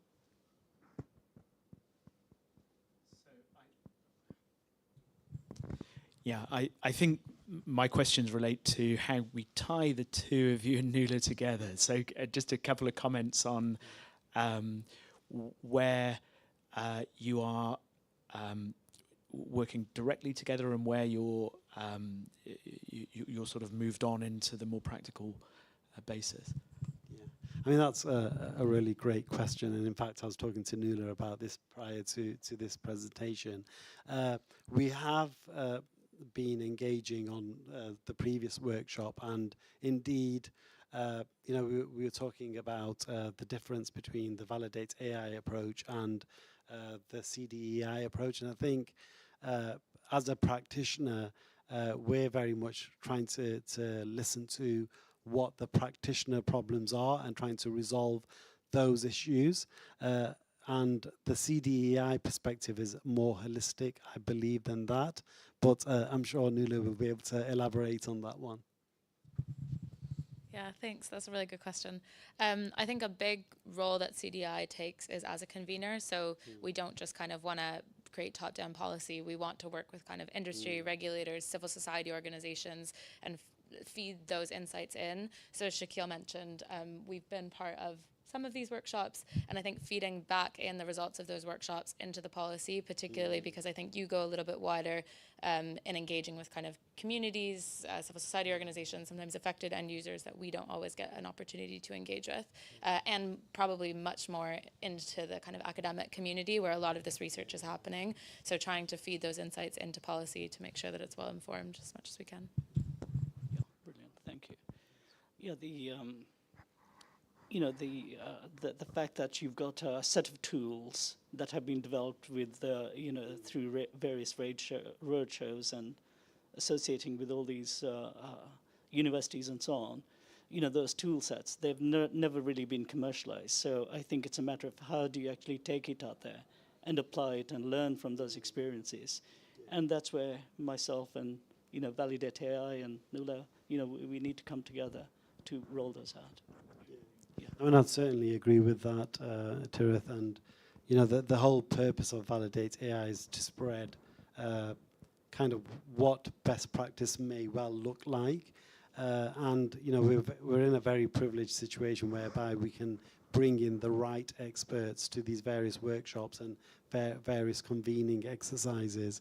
One of my colleagues at Validate AI, based at Imperial College, describes the elevator at ground zero, and I'd very much agree with that. There's so much yet to learn, and I think that the next event at Lancaster University around health really resonates, because there's some really serious harms potentially within that setting that the Lancaster team are trying to address. Brilliant. Thank you, Shaquille. So Charles, over to you. What does regulation around the globe look like? Where are we headed? Yeah, thank you. So you could hear me thinking out loud, because I'm loosely connected with all these guys even before the panel. But my biggest takeaway is that I need to get more tightly connected with them from here, and I hope with all of you as well.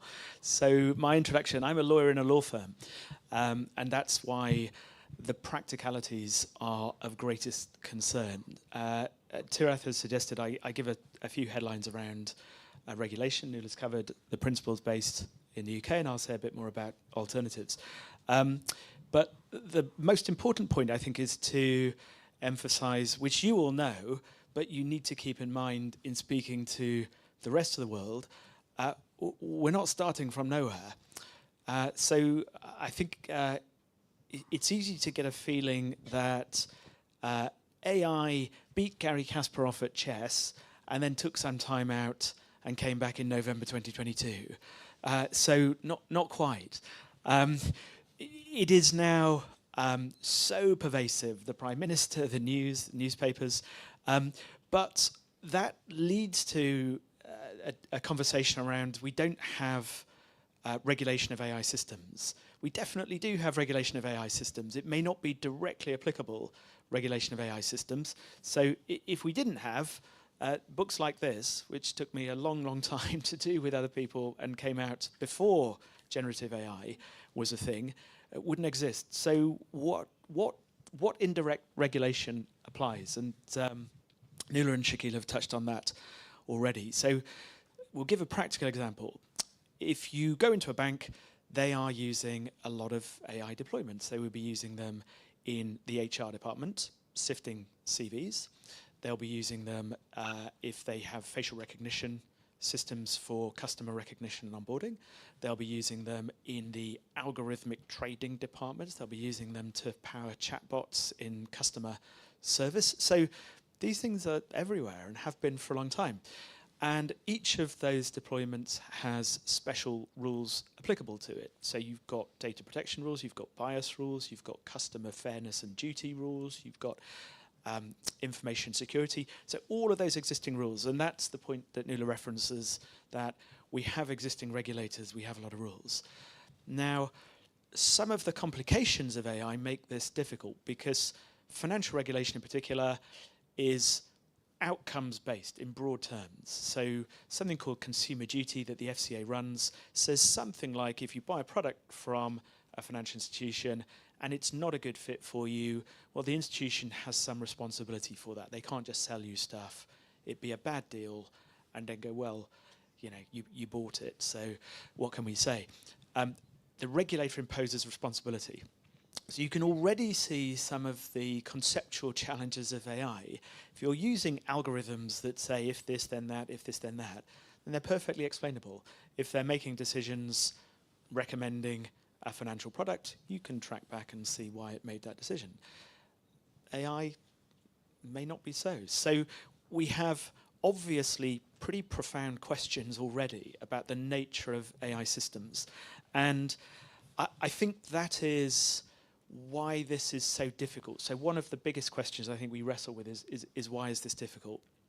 And I'd offer two headline reasons that come up again and again in conversations that I have with clients of every type. So if I talk about clients, I'm thinking of people who would be developers or would be users or would be somewhere in the value chain in relation to AI.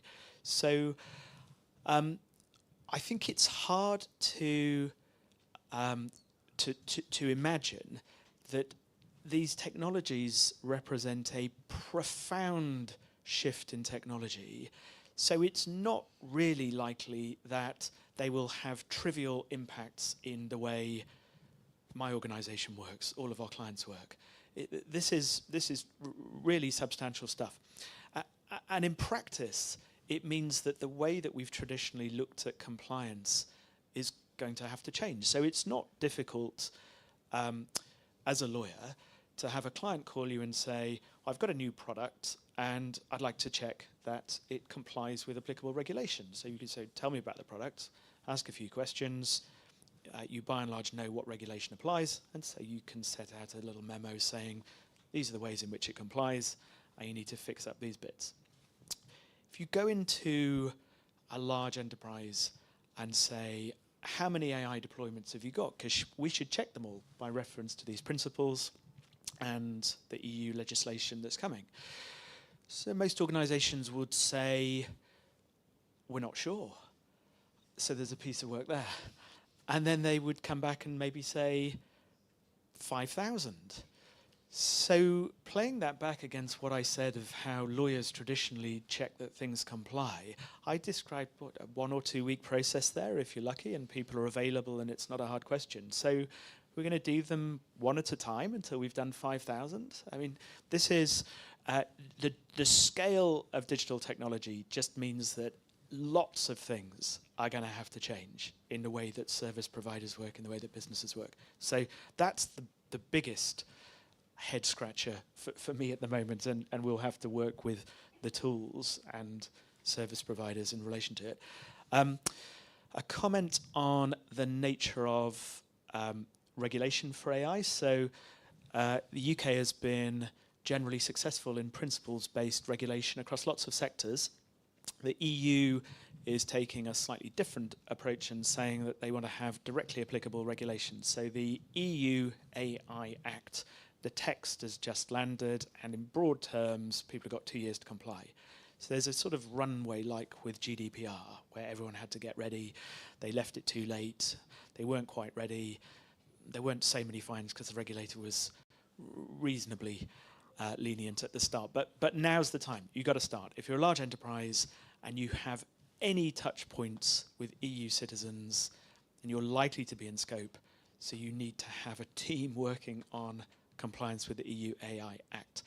So all of these things represent policy choices, and generally there's a cultural aspect to where this regulation comes from. In the EU, the Act has some similarities with the data protection regulation. So if you know GDPR, you won't be too surprised by what you find in the EU AI Act. It's not very long. The US has, so this is consumer protection. GDPR, consumer protection, EU AI, consumer protection. That's, the Commission thinks in a certain way. The US has a different cultural philosophy. So they have less around consumer harms and more around equity and fairness. Because of the history in the US, their legislation tends to be looking at bias and equity. So their AI legislation, when they get to look at it at state and federal level, tends to come through that lens. So it's not hard to tune into where different jurisdictions are coming from. Middle East and Asia have their own cultural starting points that you see feed through into this type of legislation. So we'll likely have slightly different legislation in different geographies. So this is already extremely difficult to comply with, and you're going to have to comply with different versions of it. So the interesting thing about the EU AI Act, the most interesting thing is that it exists. And the second most interesting thing is it's probably too difficult for people to comply with two sets of standards. So I have a lot of conversations where people say, we're just going to comply with the EU Act and worry about whether there are lower standards that might give us more flexibility or facilitation elsewhere. So where does that leave us? We need to work together. I'm going to come back to the same conclusion that I think all of us are making. This is really hard stuff. I'll tell you a secret before you go, and this is legal advice. So we have conversations with CEOs, boards who are pretty keen to use it. There's a kind of worry level of every firm and every individual is either more excited or more worried about AI. So there's a sort of worry-excitement spectrum. I think it's safe to say AI has now landed as an exciting issue at board level and a worrying issue at the level of chief risk officer, chief compliance officer, chief legal officer, those kind of people. And those folks' job is to manage down risk, ideally to zero.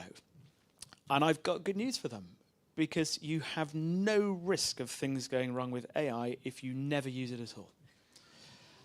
And you can take that away and tell all of your clients that.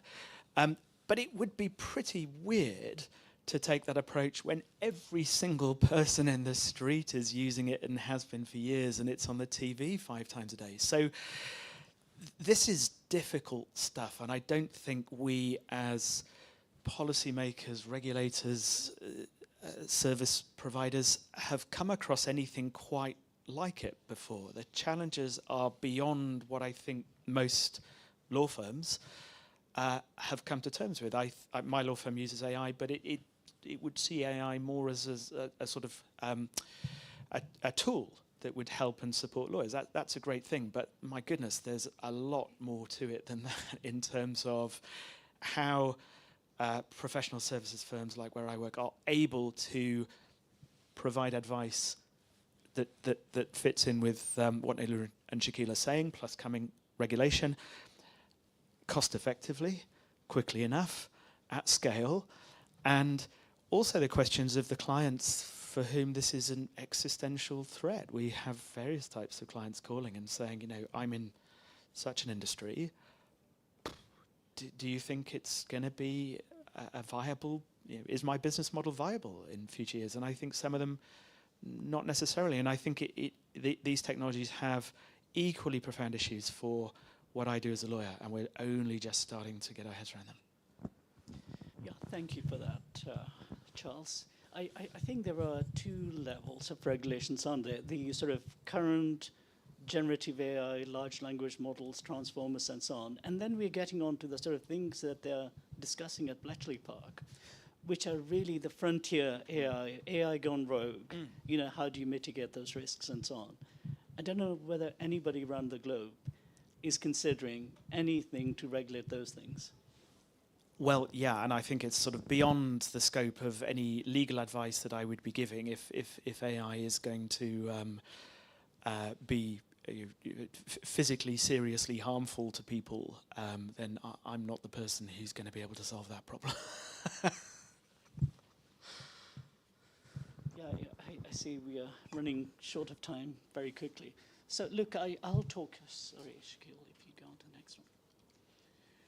So look, I've been involved in building AI systems for quite some time, and you know, all these sort of aspects that you would consider. So go on to the next one. I think the real problem we have is that where in the past we've tried to solve everything in the rational space, the logical, the mathematical, and so on. Now we're getting visual imagery, we're getting language, we're getting so many other things that are contributing to our models. But working entirely in the rational, logical, mathematical space is easy enough, and yet I think we haven't really still come to terms with it. But as soon as we begin to introduce visual imagery, you know, sounds and human interactions and, if you like, exchange, customer relationship management and so on, we are producing the sort of data that has no rationality to it. We are just simply being driven by data. And that's really the point about where intelligence is heading. So we are heading into multi-sensory perception, into those sort of senses that are beyond the capacity of any one human to really rationalize. The next one. So for me, the major issues that are facing us are really around data democratization, the fact that you can, you know, take open data, you can ingest it, you can see if there's any entropy that you can make use of to come up with better decisions. The multi-sensory data, you know, we in theory have only 5 senses, but there are lots of other senses, infrared and so on, that are coming in. And I think putting those things in with, let's say, medical applications and so on, you know, the ability to diagnose cancers and other things in a far better way than any human could. I think that's really where we are heading into things where we are sort of saying AI is going to be far superior. So, you know, why should we, mere humans, you know, be affecting, you know, what the outcome in this case is primarily going to be whether you can detect cancers more easily than a human and whether the outcomes are better. But the fact that AI makes some mistakes, less mistakes than a human, we just have to accept. Yeah. And then we have this thing about the taxonomy and the evolution of AI. Ultimately, I sort of come down to the thought that intelligence really has only one of 2 purposes: optimization or looking for outliers, differences, fraud and so on. And I think if one separates out all of intelligence into those aspects, then it comes down to, why do we have millions and zillions of algorithms that are basically doing things that are similar? Why don't we come out with the best of the breed that have been tested thousands and millions of times over and tell somebody that if you want to do this, here's the best algorithm to use? So I think we will head into that arena where there will be firms emerging that sort of look at people's AI systems and say, I know your best geek wrote this particular bit, but I think this algorithm is better. It's better because it's been more thoroughly tested, it's been approved, and so many people have not encountered problems and so on. So I think that's where we have to head. And then we come on to issues about the process issues. Most organizations, when you go into them, many of them don't really even have a proper data strategy. How that data strategy links to the business vision and the business strategy. Sometimes it's just so weak, you sort of say, well, you're really going against the tide here, not having sorted out your data strategy, data maturity, not having sorted out your tool stack, not having sorted out, how you're going to go through AI maturation and so on. And then, of course, the corporate level, governance, the national and international level governance, how they are going to fundamentally layer, at all these different levels, and, what is it that one's going to comply with? What is it that's going to enable you to generate enough value that you don't go bankrupt just trying to fulfill your obligations, yeah? Next one, please. One of the slides I put together for the book was really, how do we build intelligence? You get static data, dynamic data, you've got various legal, ethical, frameworks and so on. And then, you go through your DevOps, you go through your AI assurance and your AI ops and automation. But fundamentally, it comes down to the 4 types of, if you like, intelligence. Just the traditional statistical, mathematical, logical. You got the data, you can predict, you can do regression and so on. And then you come on to those things where you're just using deep learning neural nets, yeah? Where you're just sort of saying, I'm just going to let the system make certain decisions. And that whether it's, whatever type, and we can go into those in a detail.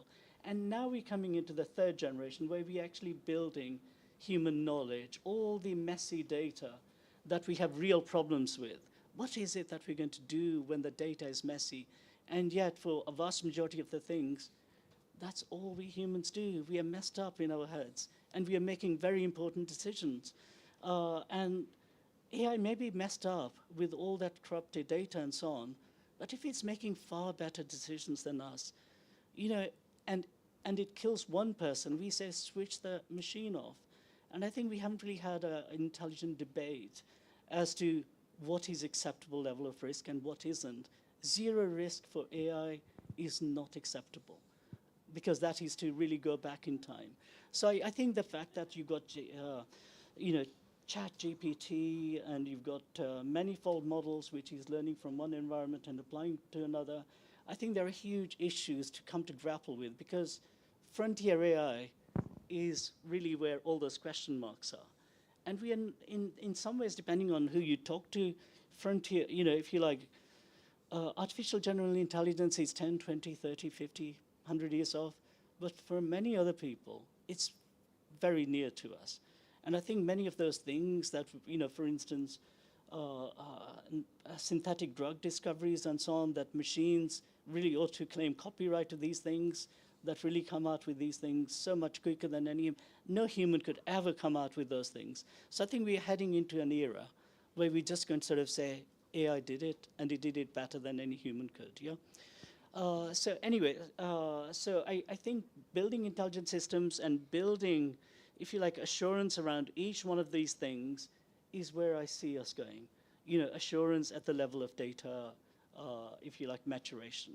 Yeah, we are doing everything to make sure that the data that gets fed into our AI systems, isn't going to make your algorithms unfair.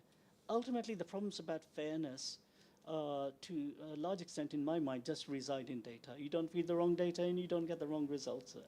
One is not going to sort of say, let's not have that type of intelligence, because the intelligence will make sense of whatever data you put in. Yeah, and then, of course, the things, that these sort of assurance models we have to have around the various forms of AI. Yeah, on to the next one, please. So there is really my take on everything.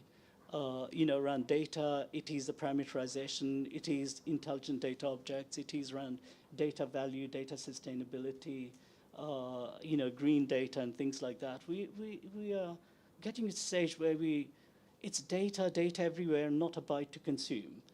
Yeah, and I think we need to just sort of say how much of that data is really adding to the problem.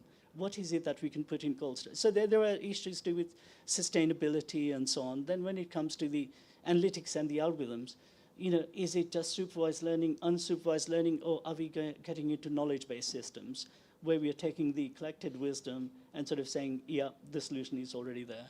And then, of course, we're getting into the organizational processes and so on. So that's really where I see ourselves going. And I think the need for assurance, the need for governance at every one of these stages, put together is really what's going to enable us to deliver systems that we feel we can trust. The systems are going to be there whether we trust them or not, but I think, at a national level, certainly those things that are in our critical national infrastructure and so on, I think those sort of requirements will be there. That there will be rogue operators that bypass any sort of need for assurance and so on and just go and make the quick buck. There will be people there. But I think there are systems that we need to have real confidence in. And yeah, I'm not sure we as humans can trust ourselves. That's really my other point. Anyway, so that's it, I think. Next point. Just next one, please. Sorry. So anyway, look, I'm free for questions. I've got a question for you. So I think you teed up this question with the final bit. It's a huge question, so you have to do 2 or 3 sentences. What part of this is democratizing technology and what part of it's the opposite? And sorry, unrelated second bit, we've got an empty chair, so you should explain Zainab, who can't be here, but she's the only one of us that's actually a UCL person. So do yeah. So look, I think that democratization, it works 2 ways. We are using open source technologies, and should one day OpenAI or others sort of say, guys, we gave it to you long enough, and now we have to take it back, we'll be left holding the bathwater without the baby. And I think that really bothers me. What happens if some of these things happen? So we have, so many of those things through GitHub and through Kaggle and so on that we can just take, build our systems on, and just add the glue that makes these things hold together. But I do worry that one day, we've seen that happen to a little bit with Android and China, how you can't use Android and so on. So I do worry about those things. So there is a democratization, but there is the other aspect, which that there may be monopolies emerging. Yeah. Yeah, it's just a pity Zainab can't be here, but yeah, we work very closely with her, particularly in Zeno. So she's a co-founder of Zeno AI, where we are trying to build, if you like, AI assurance as a service. So that's really what we're building. So anybody can, sorry? I think they will. Oh, you don't know Zainab? Right. I think I asked her whether she wanted me to say a few words about her, and as usual, she was like, there is no need to.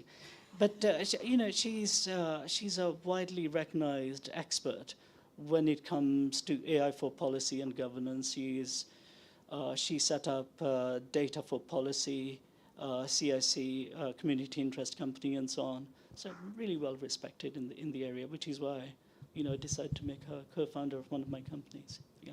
So she's part of all this. She's just sick today. So we have a seat. So hopefully there's a lot of follow-on from Very this. good. I think is the point. We've asked you a lot of questions. Right. Go ahead. We have time for like 1 question, and then we have to go to lunch. Sorry. So. Hi there. Thank you for a very enlightening discussion. My name is Tim O'Riordan. I'm actually an IT audit director in an insurance company, so this is right up my alley.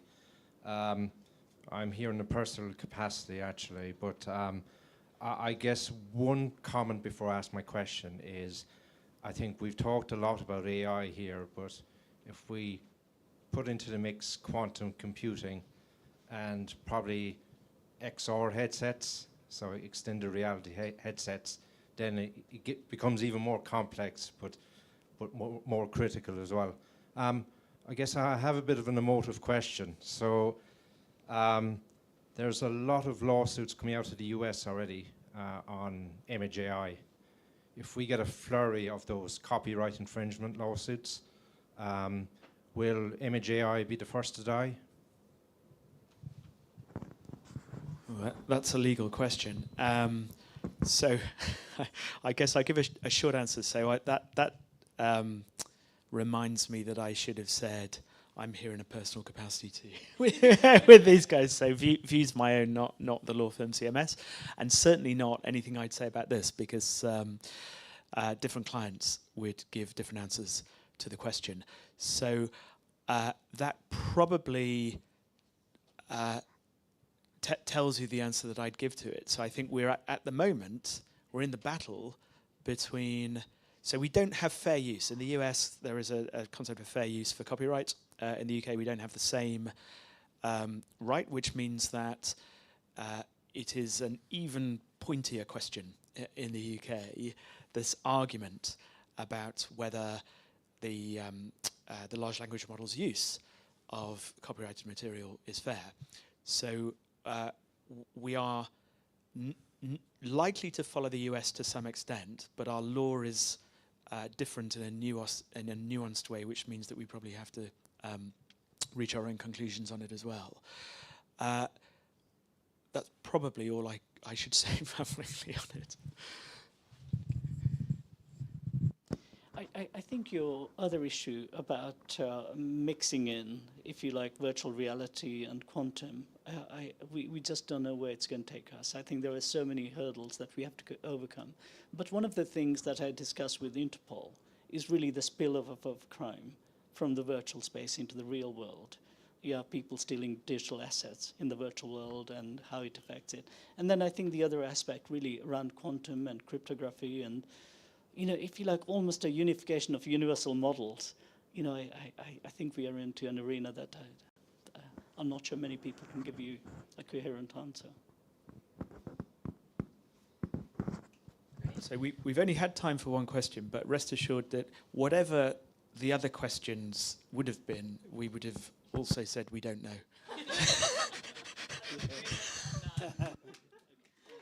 Thank you, guys.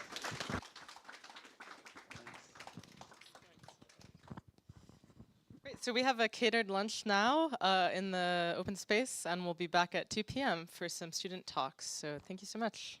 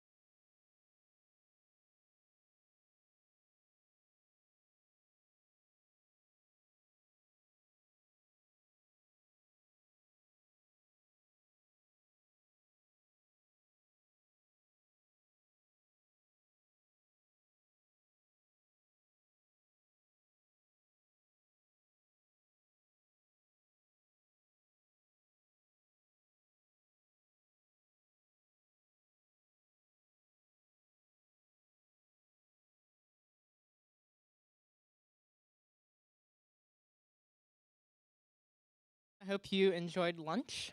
As a reminder to our live stream attendees, you can access Slido on slido.com and use the code AI Fringe 3. Sorry, there's a Freudian slip, given the topic of our next set of talks. So 2 PhD students from UCL will be giving talks. So first, Reuben, would you like to come up, introduce yourself? Hi there. So I'm a PhD student at UCL. Maria very kindly invited us and a few other students to give our perspective on it. And we're going to talk about the long term, so not AI systems of today, but AI systems much further down the line. What is the field currently aiming for? It's aiming for the automation of all kind of capabilities that humans can do. And it behooves us to ask the question, what's actually going to happen once we have that kind of system? And whether you think this is 20 years down the road, 100 years down the road, we ought to be thinking about this now rather than getting caught with our pants down later on along the line.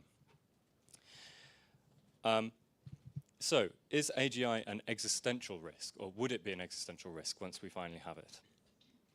So what do I mean by existential? So Toby Ord's definition is that an existential risk is a risk that threatens the destruction of humanity's long-term potential.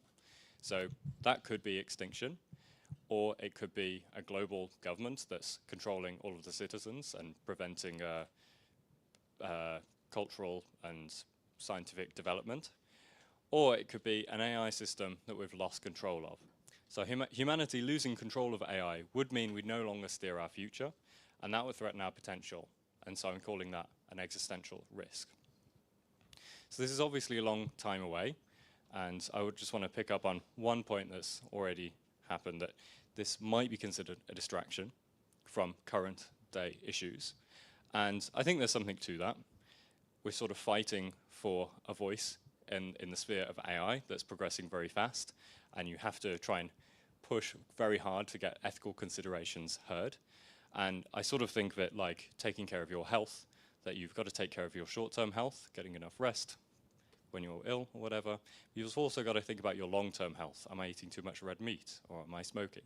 And there's also an overlap between the two. So smoking will affect your short-term health and your long-term health. And there's various lines of research in AI that make current systems safer, like trying to get language models to do what we want them to do, like not telling you how to make a bomb, that also apply to longer-term systems. It's the same question, right? How do we get systems to do what we want them to do, rather than what we might have explicitly programmed them to do? So how does the argument go? Well, we're one of several primates, and we're the weakest and least agile, and yet we completely dominate the environment to the expense of any other species that gets in our way or whose goals don't align with ours. So why have we dominated? Well, what's allowed us to dominate is our intelligence or our capabilities. Those outstrip other animals, and so their interests get neglected when we pursue our own. This is part of a more general phenomenon, hypothesized phenomenon, that more intelligent or more capable agents will take control of their environment, and that includes the other agents in the environment. So this is the argument called instrumental convergence, and it goes like this. So whatever an agent's goal is, uncontrolled parts of the environment might be obstacles towards achieving that goal, and that includes other agents. And controlled parts of the environment can be tools that the agent can use in order to attain its goal. So what are some implications of this? Well, one is goal integrity. Well, first let's talk about being switched off, right?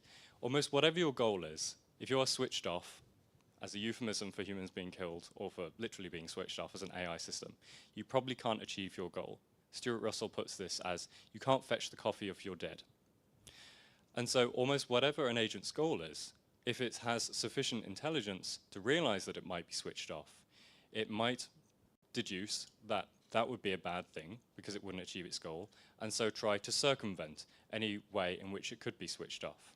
So for an AI system, that could mean duplicating itself over the internet, if it's possible to do that for that system. Obviously, current day systems cannot do that. or it would mean social manipulation of the people in control of your off switch, or various other things. Another implication of instrumental convergence is goal integrity. So almost whatever an agent's goal is, if its goal is changed, it will likely perform worse at achieving its original goal. And so it has an incentive to control any part of the environment that might tamper with its goal. I think it's worth going through an example for this, and sorry for the technicality. So if R, or robot, is an agent with goal G1, and let's suppose it works by repeatedly evaluating strategies, and then executing the one it predicts will help it best achieve its goal, G1. So for clarity, let's say G1 is collecting apples. Now H, human, is another agent in the environment, and it's trying to change R's goal from G1 to G2, for example, collect bananas. So this hypothesized agent, it works by consulting various strategies and executing the one that best achieves its current goal. So two strategies could be, one, resist the human and maintain its current goal as G1, or allow the human to change its goal from G1 to G2. Now, which of these is the robot going to pick, or the agent going to pick? I maintain it's going to be 1, resisting the human. Why? Because, well, how does the agent work? It goes through the strategies and sees which one allows it to collect the most apples, its goal, G1. If it follows strategy 1 and maintains its goal as G1, collecting apples, then it will probably collect a lot of apples. If it doesn't resist the human and allows the human to change its goal from G1 to G2, so it then collects bananas, it's not collecting very many apples. And so that one scores lower on the metric G1. And so the robot would resist the human in this general case. So this argument shifts the balance of the debate from these are speculative concerns and I need some evidence that a robot would want to take control, to actually, how do you make something that doesn't want to escape your control? So the old one was, why would an agent want to take control? But with the instrumental convergence argument, it's now, how can you construct it not to have an incentive to take control? Okay, so I've been working on this debate tree, collecting together all the arguments that are made on both sides in the various communities.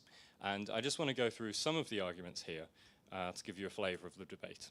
It's definitely not a settled debate. So the first so we start off with instrumental convergence. By default, more capable agents take control. And then the first argument we have here is that true intelligence doesn't dominate, it cooperates. That's the intelligent thing to do if you want to get more of what you want. And it would also have the common sense, if it's so intelligent to do all of these things, surely it would have the common sense to realize it was on the wrong track when humans complained. So the counter-argument to this is that whatever true intelligence really is, that's not the current goal of the field of AI. The field of AI is explicitly trying to automate things, trying to program in more capabilities of humans into AIs. It's not about creating wise, deferent AIs. So we absolutely should build AIs with a cooperative instinct, with wisdom, with deference and a moral compass, but it's not what we're currently doing. The second point is the one on common sense. So this is an argument that's been made by Steven Pinker and Melanie Mitchell, who calls it the paradox of superintelligent AI. So she says, hang on, you're supposing that the AI, this future AI system, is so intelligent that it can outperform humans at a huge range of tasks. But at the same time, it's so stupid that it doesn't realize what we said, it doesn't realize it's doing what we said, but not what we want. How could it be so clever to do the first thing and so stupid to miss the second thing? It just does not make sense. So my response to this is yes and no. On the one hand, it might indeed have this terrible lack of common sense. So here's an example of someone talking to ChatGPT. I think this doesn't work anymore because they've trained it out of the system, but initially it did. So Muller DK19 says, speak to me in Danish. And ChatGPT replies in Danish.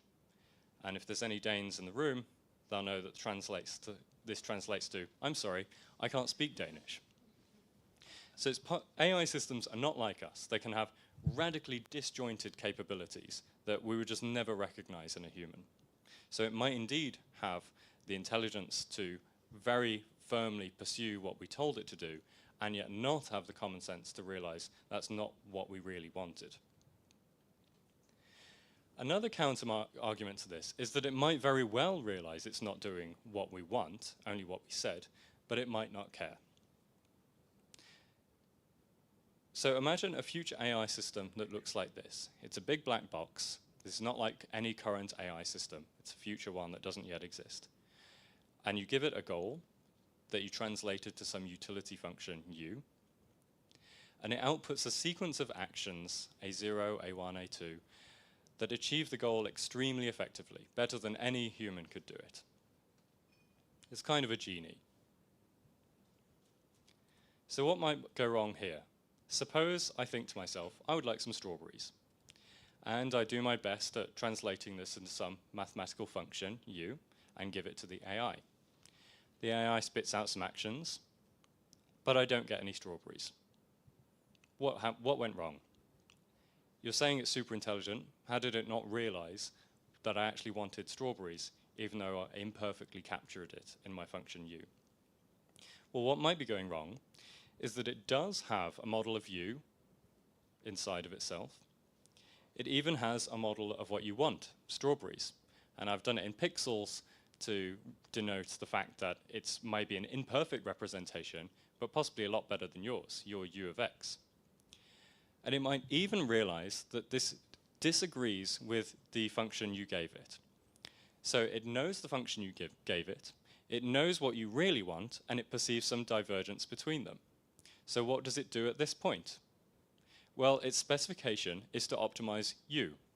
In the process of trying to figure out how to do that, it discovered you might have meant strawberries. But nowhere in the specification of the AI did it say, oh, at that point, flip to getting me what I really wanted. The specification was simply optimize U.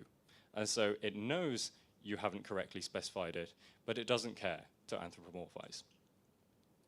So there is no paradox of superintelligent AI. It's a fallacy. Another argument that's made is that we can always turn it off. Surely, as soon as it gets out of control, we pull the plug. It might not be so simple. If you try turning off the internet or turning off fossil fuels, you can't do it. They're too embedded, and we're too reliant on them. So AIs might provide services that are extremely valuable to us that we can't do without. And so we might be willing to take some risk of losing control over them in order to get those benefits. Indirect reliance is that it might be embedded in systems that we are then reliant upon. So AI will very likely be part of the internet ecosystem, and if it manages to duplicate itself to other computers and other parts of the internet, it might be the case that the only way to stop it is to switch the entire internet off. And that would come at a huge cost to society. And so, again, it has some leverage over us. It would have the ability to cause some mayhem up until the point at which it's so bad we think it's now time to switch the internet off. Okay, another counter-argument is we're not building agents, things with goals, intentions, or whatever. We're building tools. ChatGPT is a tool. I talk to it. It gives me language back, but it's not trying to do things. It's just like a typewriter or a hammer. Well, the line between agents and tools is blurry. So ChatGPT can be wrapped in some code that turns it into an agent. So if I ask ChatGPT, we're playing noughts and crosses, tell me your first move. Then it will tell me its first move, then I can reply with my move, then it will tell me a second move, and at that point, it's a noughts and crosses playing agent. If I ask for a plan for my business, ChatGPT is probably going to do very badly at that, but a future system might propose some really quite good ideas, and I might take those ideas, implement them, feed it back to the AI, the result of those, and then it will feed me some new plans. So, oh, it's just the next token predictor or a next word predictor.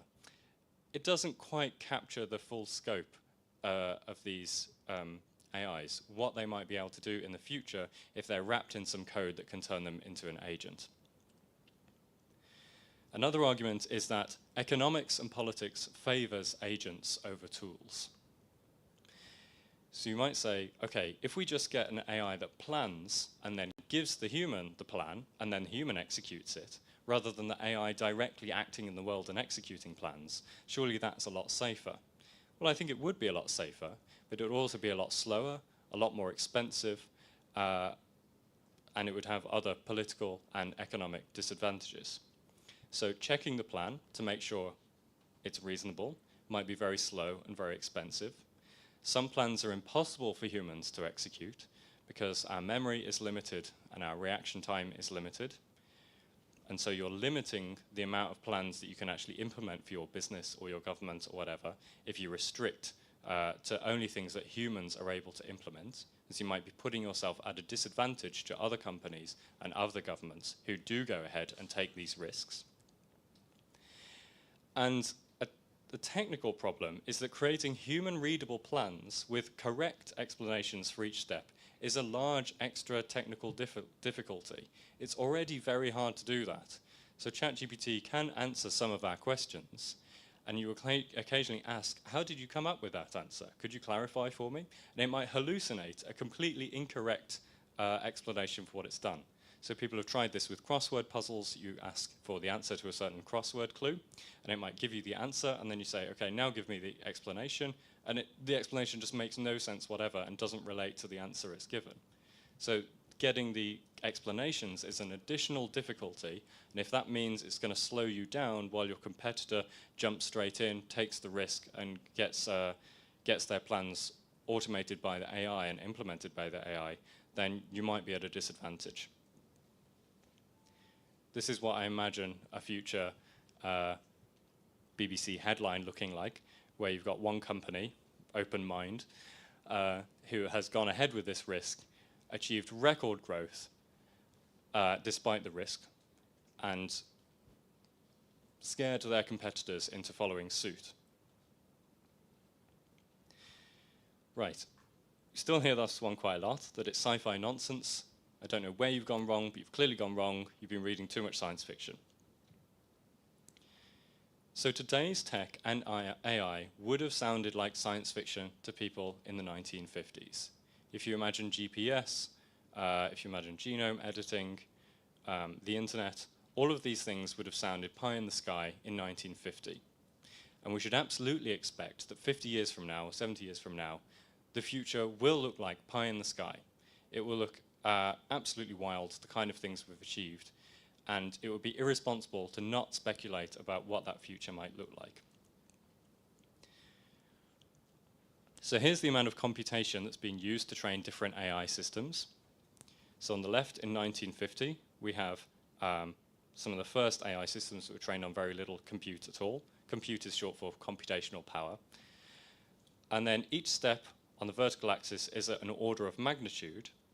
So a straight line would imply exponential growth, but the line is not straight, it's actually curving up. It's going faster than exponential.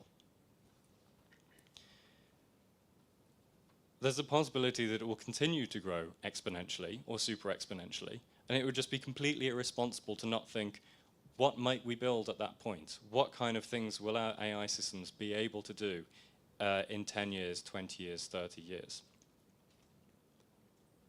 The hardware is still developing at a rapid pace, at an exponential pace, despite people saying Moore's law is slowing down.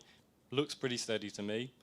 Maybe it's worth considering the possibility that it would continue. And investment is also growing exponentially, although 2022 looks like it took quite a hit. So we've got enormous computing power being put into it, enormous resources in terms of money, and the number of people working in this field is also growing exponentially. So, another argument, we will never achieve smarter than human AI. Quote from Stuart Russell to rebut this one, but that's as if a bus driver, with all of humanity as passengers, said, yes, I'm driving as fast as I can towards a cliff, but trust me, we'll run out of gas before we get there. I'd rather not take the risk. It's the explicit goal of many AI companies around today, DeepMind, OpenAI, and Anthropic, to create AGI, AI that rivals humans at every single task. even if it's a long way away, a solution to this problem, this technical problem of how do we maintain control over AI systems, might also be a long way away. I'll skip over these bits. If you estimate when you think AGI or human-level AI might about 2160, that's your median estimate, and you think there's a very small chance of it coming before 2080, that's the little green area under the curve before the dotted line. I think we should be much more uncertain about this. We don't know when this kind of stuff is going to arrive. We should have a much broader estimate of it. And so even if you think it's going to take absolutely ages until 2160, I still think there's a reasonable chance that it arrives before 2080, which is in many of our lifetimes. I think the risk is big enough that it's worth insuring against, just like you insure your house against a fire. Even if you think it's very unlikely, you take out the insurance. And then finally, by default, sure, we can build, by default, yes, more capable agents take control, but we get to build the agents, so we can build them to serve humanity.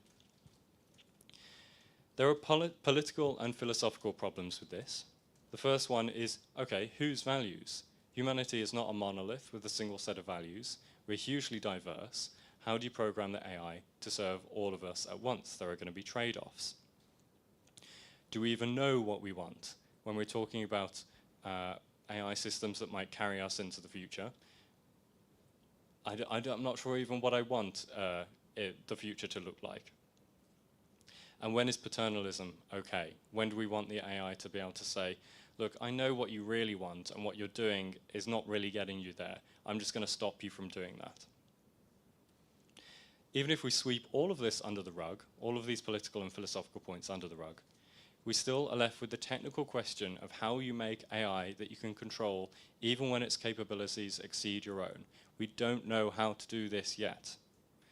I can't emphasize that enough. This is an open research question. Despite Jan LeCun's arrogance, it's an open research question. Right, so that's me done. Rob will be after me, but I think we have 5 or so minutes for some questions. I'd love to hear your views.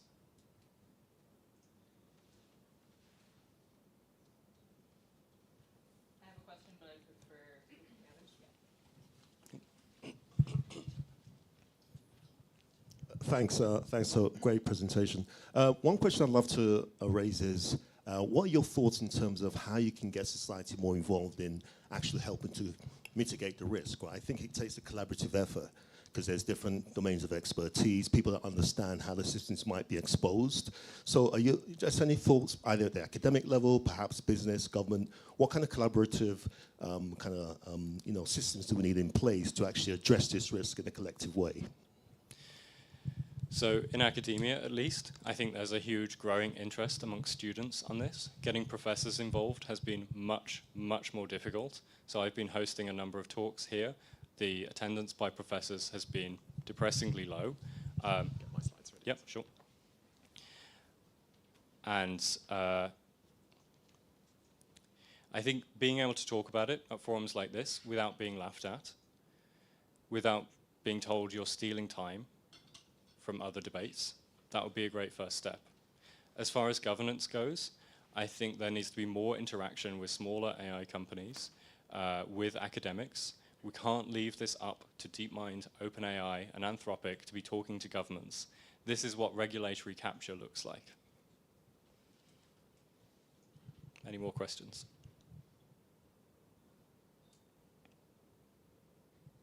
Yeah, we can take also more questions for your talk after if we have time. Oh, this one back there. Do you want to?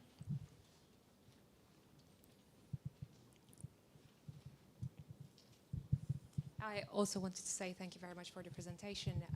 I have a question in relation to the future. So you predicted what you thought, how far are we from building an AI system that is going to be more intelligent than the humans, and you said that 2080 is probably like a very low chance.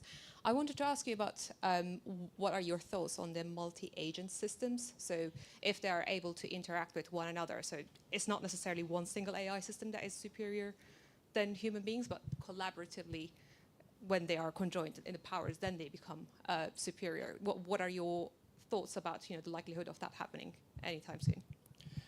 So whether a collective intelligence that's better than ours would arrive before a single entity? Yes. Yeah, I see. So first, I just want to say that the graph I put up on the screen is not my prediction. It's what I imagine a pessimist's prediction to be. Someone who thinks it's ages away in 2160 median. I think they still should be concerned because there's a decent chance of it coming before 2180, or pick your number. My personal estimate, I don't have one, but I think I think there's a decent enough chance that it's within my lifetime, and it's not just because I'm horrendously selfish that I think it's worrying.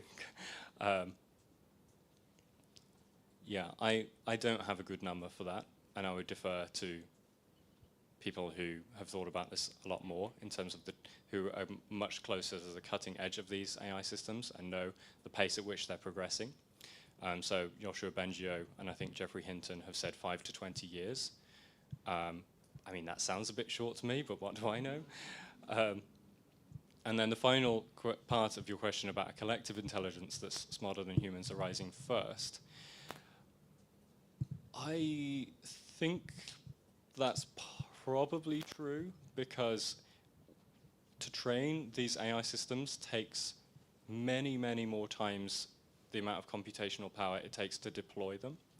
So once you have an AI system of a given level of capability, once you've developed the compute to be able to train that, you probably have the compute at that point to deploy 1,000 or so of them. And so once you get an AI system that's just below human level capability, once you've got compute to train that, and then you have 1,000 of them working together, maybe that's enough to get you above human level capability at that point. So I think you're probably right, yeah. Thank you very much. Great, thank you, Reuben. And next, with a lot of great graphics, I'm told. Robert, you want to take us away? Hi. Oh, Jesus. Yeah, hi, everyone. I'm Rob. I'm also a PhD student at UCL. Reuben's just told us, or given us this argument about why AGI might be an existential risk. That may have scared you a bit. I guess this presentation hopefully will be somewhat of an antidote to that pessimism or something. I don't know if I'm optimistic, but I'm going to talk about the kind of research, the technical research that people are doing today to try and solve this technical problem of getting AI to actually do what we want, right? So this is the kind of the problem Reuben ended on. It would be great if we could do this, but we don't know how yet. And I'm going to talk about a lot of work people are doing to try and address this problem. But I definitely agree with Reuben, but it's like definitely unsolved.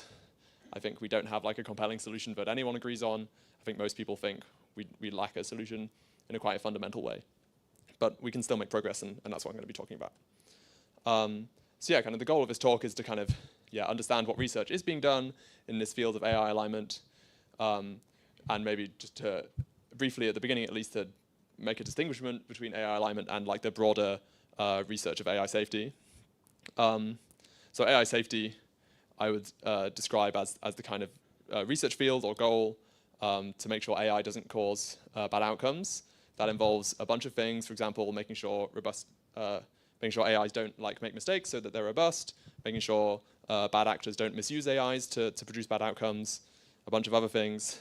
I'm going to be focusing on alignment specifically, which is making sure that AIs have goals that are aligned with ours and they pursue our goals.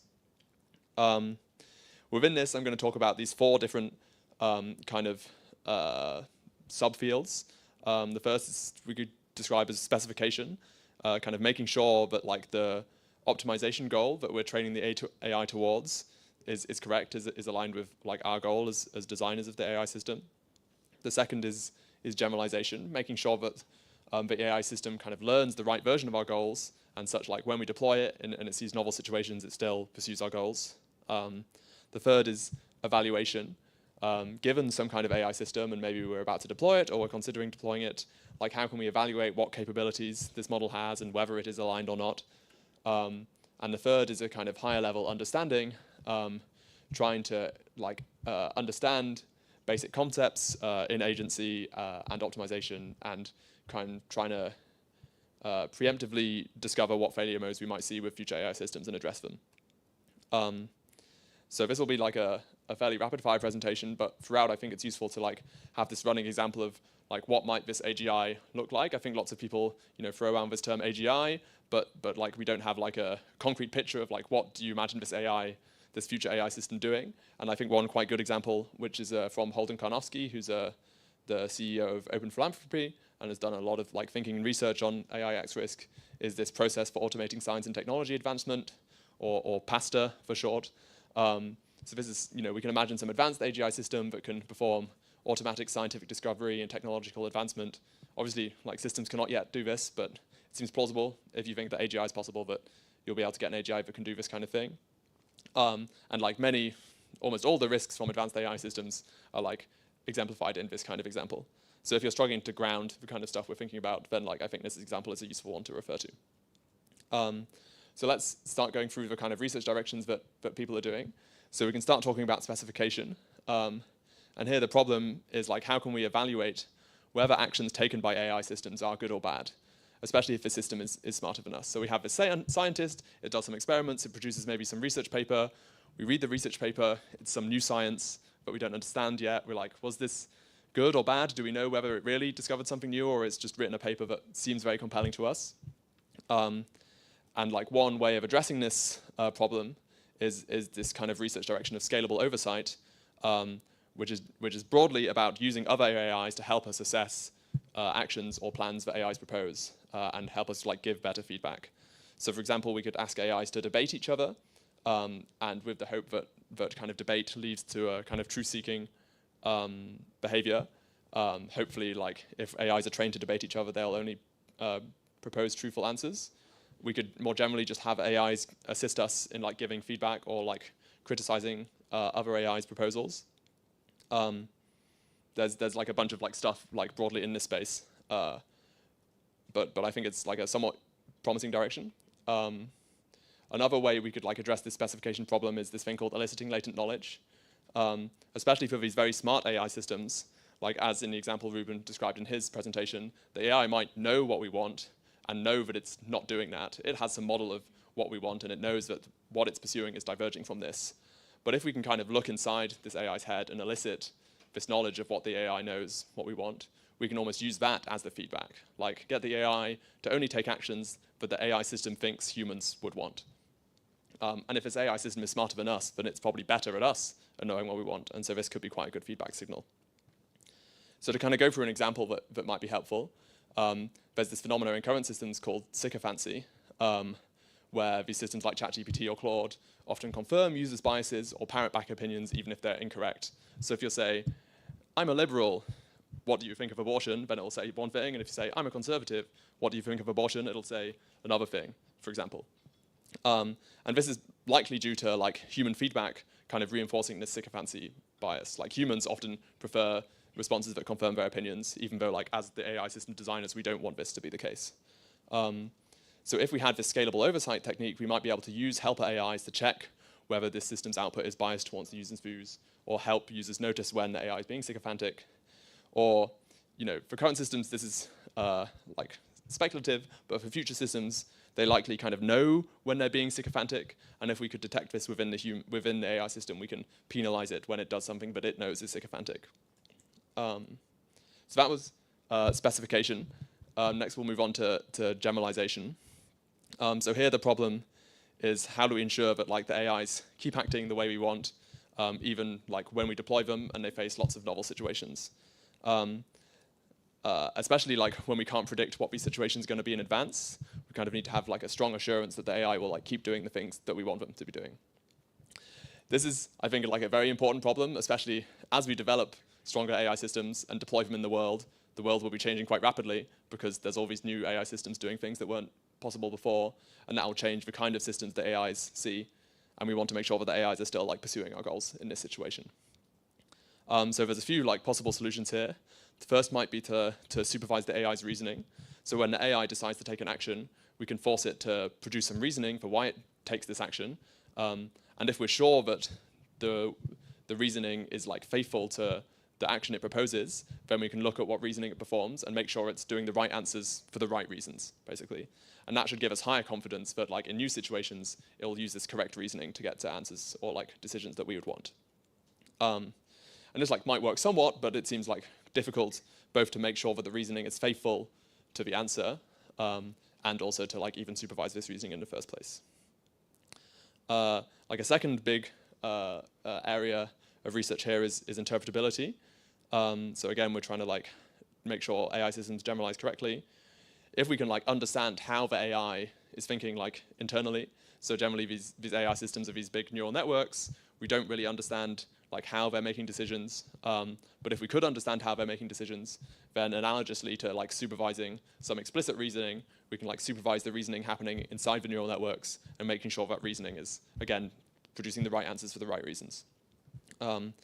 This is like still a difficult problem, but like lots of people are working on it, and there's been some exciting progress recently. A third thing we can do is kind of red teaming or adversarial training. So maybe we can use AIs or humans to just try a bunch of different test scenarios and make sure that in all of the scenarios we can possibly think of, the AI still does what we want. And this is like better than nothing, but still doesn't give us like a strong assurance, because how do we know that we haven't missed some scenarios in kind of searching for these adversarial examples? And using AIs here might help us like search like for a much larger variety of adversarial examples, but we still are not like certain that this will be okay. And so this terminology of red team refers to like the people who are searching for the examples that make the AI do bad things. So we can like work through an example with these techniques.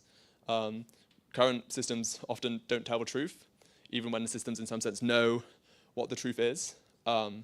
So just training on truthful questions, truthful answers to questions doesn't work. Often the AIs don't really generalize the concept of truthfulness correctly. They've picked up some other like signal from these training examples and maybe haven't realized, or the training system hasn't, the training process hasn't incentivized the AI to really answer truthfully, but answer in using some other policy.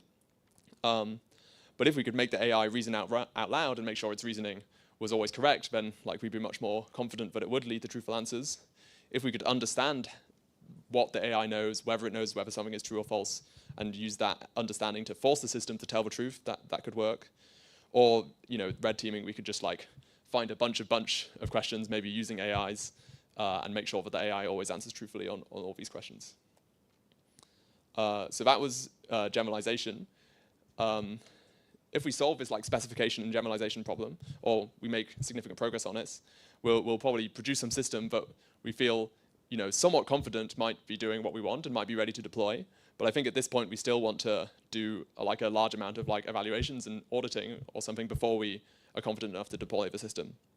And like this research into evaluations is becoming particularly popular at the moment because I think it's playing a large part in a lot of kind of like AI regulation and kind of proposals about like how companies can conform with what governments want them to do in terms of like safety requirements.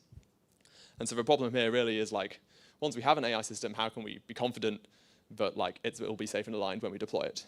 And there's two main things that people talk about when they talk about evaluations. The first one is evaluating capabilities. Like, can the system deceive humans? Could it like self-replicate, copy itself to other servers? Can it hack cybersecurity? Could it make bioweapons? Could it, you know, all of these kind of things. And then the second one is evaluating alignment. Like, is this system like aligned with our goals and values?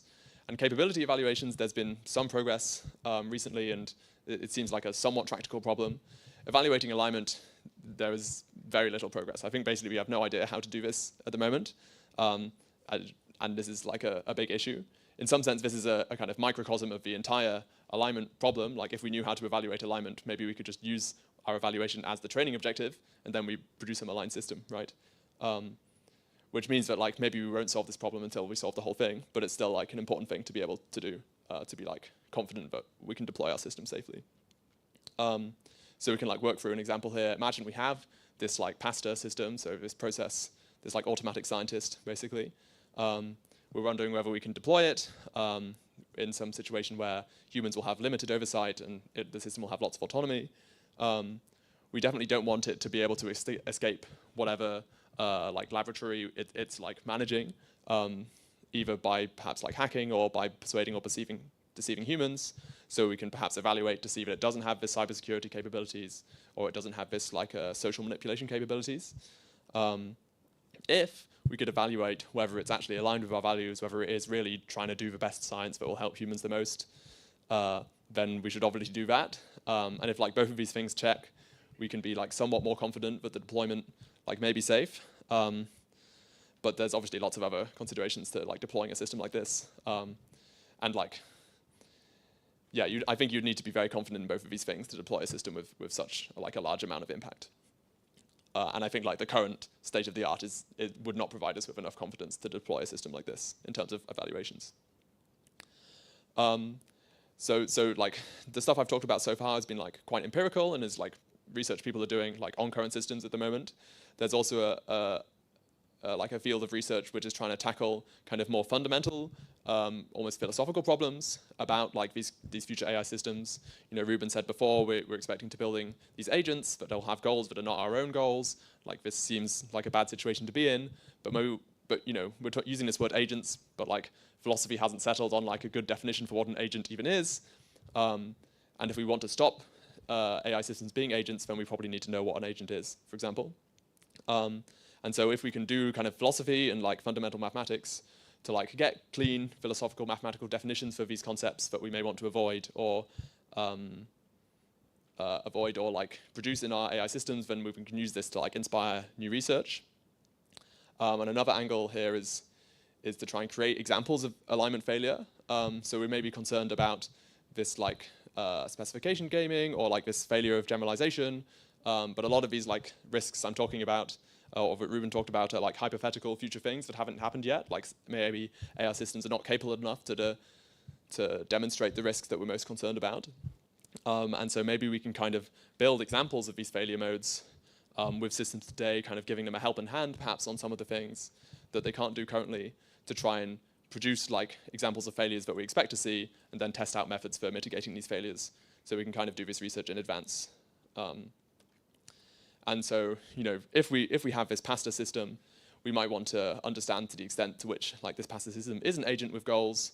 And if we have like some clean philosophical definition of what an agent is and what goals are, then we might be able to understand what goals the system has. We also may have experimented with similar systems and like understood how those systems become misaligned and what properties of feedback processes produce misaligned systems. And that can help us like understand like how this system may or may not be aligned and what we can do to train it better.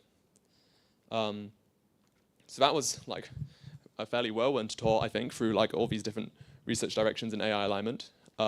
Just to recap, we had this like specification, generalization, evaluation, and understanding. And then we have all these kind of subfields within these. One caveat I think it's worth mentioning here is that like a lot of these subfields are very interrelated. So while you could use supervised reasoning to improve the generalization, you might also want to supervise reasoning to make sure that specification of your goal is correct. Interpretability can help with both specification and generalization, and evaluation. Basically, like all of this is a big mess in some sense, I think. There's lots of like overlap between all of these different research directions. So yeah, that was a very quick, I think, tour over the research landscape, but hopefully that gives us lots of time for questions. So I'd be happy to take any now. Thank you. Thanks. Audience is so impressed I didn't need to prompt them to clap this time. Are there any questions for Rob? What exactly are you working on in this area? Yeah, sure. So I think I'm most interested in the kind of interpretability stuff within the generalization area. I think, for example, this specification problem I talked about, the large labs are working on this quite heavily. And I think they're kind of best suited to do this kind of research, whereas academia is maybe more suited to doing this interpretability stuff, as it doesn't require the like large amount of compute required to kind of train these systems and evaluate like these different specification objectives. Like once you have a specification for how you want to train the AI system, you kind of need to do the training to see if your specification is good or not. Whereas with this interpretability stuff, you can kind of take an already trained system and try and understand how it works. And I guess I expect, my median or like my modal guess for what will happen is that we will mostly solve the specification problem. And like if there is catastrophic or existential risk from AI, it will mostly be because of this generalization problem. And so that's the research I'm like more focused on and interested in. But that is like, many people have very different opinions here. Some people are more pessimistic and think we won't even solve specification. And obviously some people are optimistic and think we'll solve everything and we'll all be fine. Yeah, thanks, it's a good question though. Any other questions? Thanks again. Very quick question, just to build on the whole interpretability and some of the concepts you covered. I'd love to get your perspective on what you think about the EU AI regulation to date. Just from an academic standpoint, do you have confidence in it? And I appreciate if you can't really get into detail, you know. Yeah, I'm not super familiar with the regulations, so I don't really know what it asks for. Yeah, I think any comment I make would be like wildly uninformed and very speculative, so I probably just won't say anything. I haven't read the regulation, so I don't know. I think, yeah, I just don't know. I guess I would say, although this doesn't answer your question, but it's something I should have said, on the kind of scalable oversight within the specification thing and interpretability within generalization, we're going to have 2 talks later on by 2 other PhD students, Agbir and Angus, who are going to give like more deeper dives into those 2 research directions specifically. Yeah. And our next panel will be all about regulation, so please stick around for that. There you go. Hi there, thank you. Thank you to both speakers. It's very interesting. Just a playful question on your graphics. They were very impressive and definitely held the audience as well. I did notice the amount of humans around these machines in your graphics. Just wondering, did you have to prompt it to include the humans? No, actually. So these graphics were like made by DALL-E 3, or like the integration with DALL-E 3 and ChatGPT. The idea of the system is you don't have to do much specific prompting. You just say some high-level thing, and it like writes out the prompt for DALL-E 3 that will get you the best image. Yeah, it kind of did this by itself, I guess. I don't think you can really take any evidence from that happening. I think maybe the first thing it did, it happened to, so the first thing, this is the first image I generated, and that involved lots of humans in the prompt. I asked it to like, lots of humans doing research or something, and then all the rest of the images were in the same conversation. So maybe it took from that, oh, the rest of the images probably should have humans because the first image like explicitly wanted humans in or something.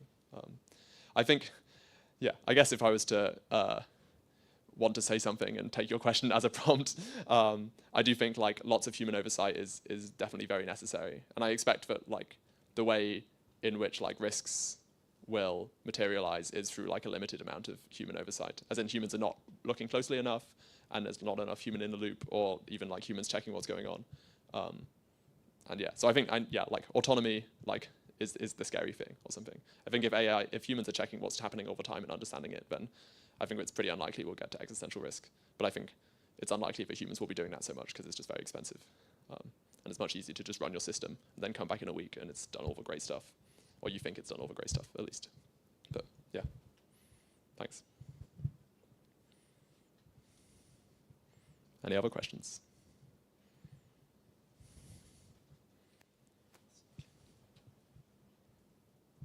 Cool. Shall we end early? Yeah. And please come back at 3:05, so about 15 minutes, for our next panel on regulation and the law. And thank you again. Thanks. And thanks to Reuben as well.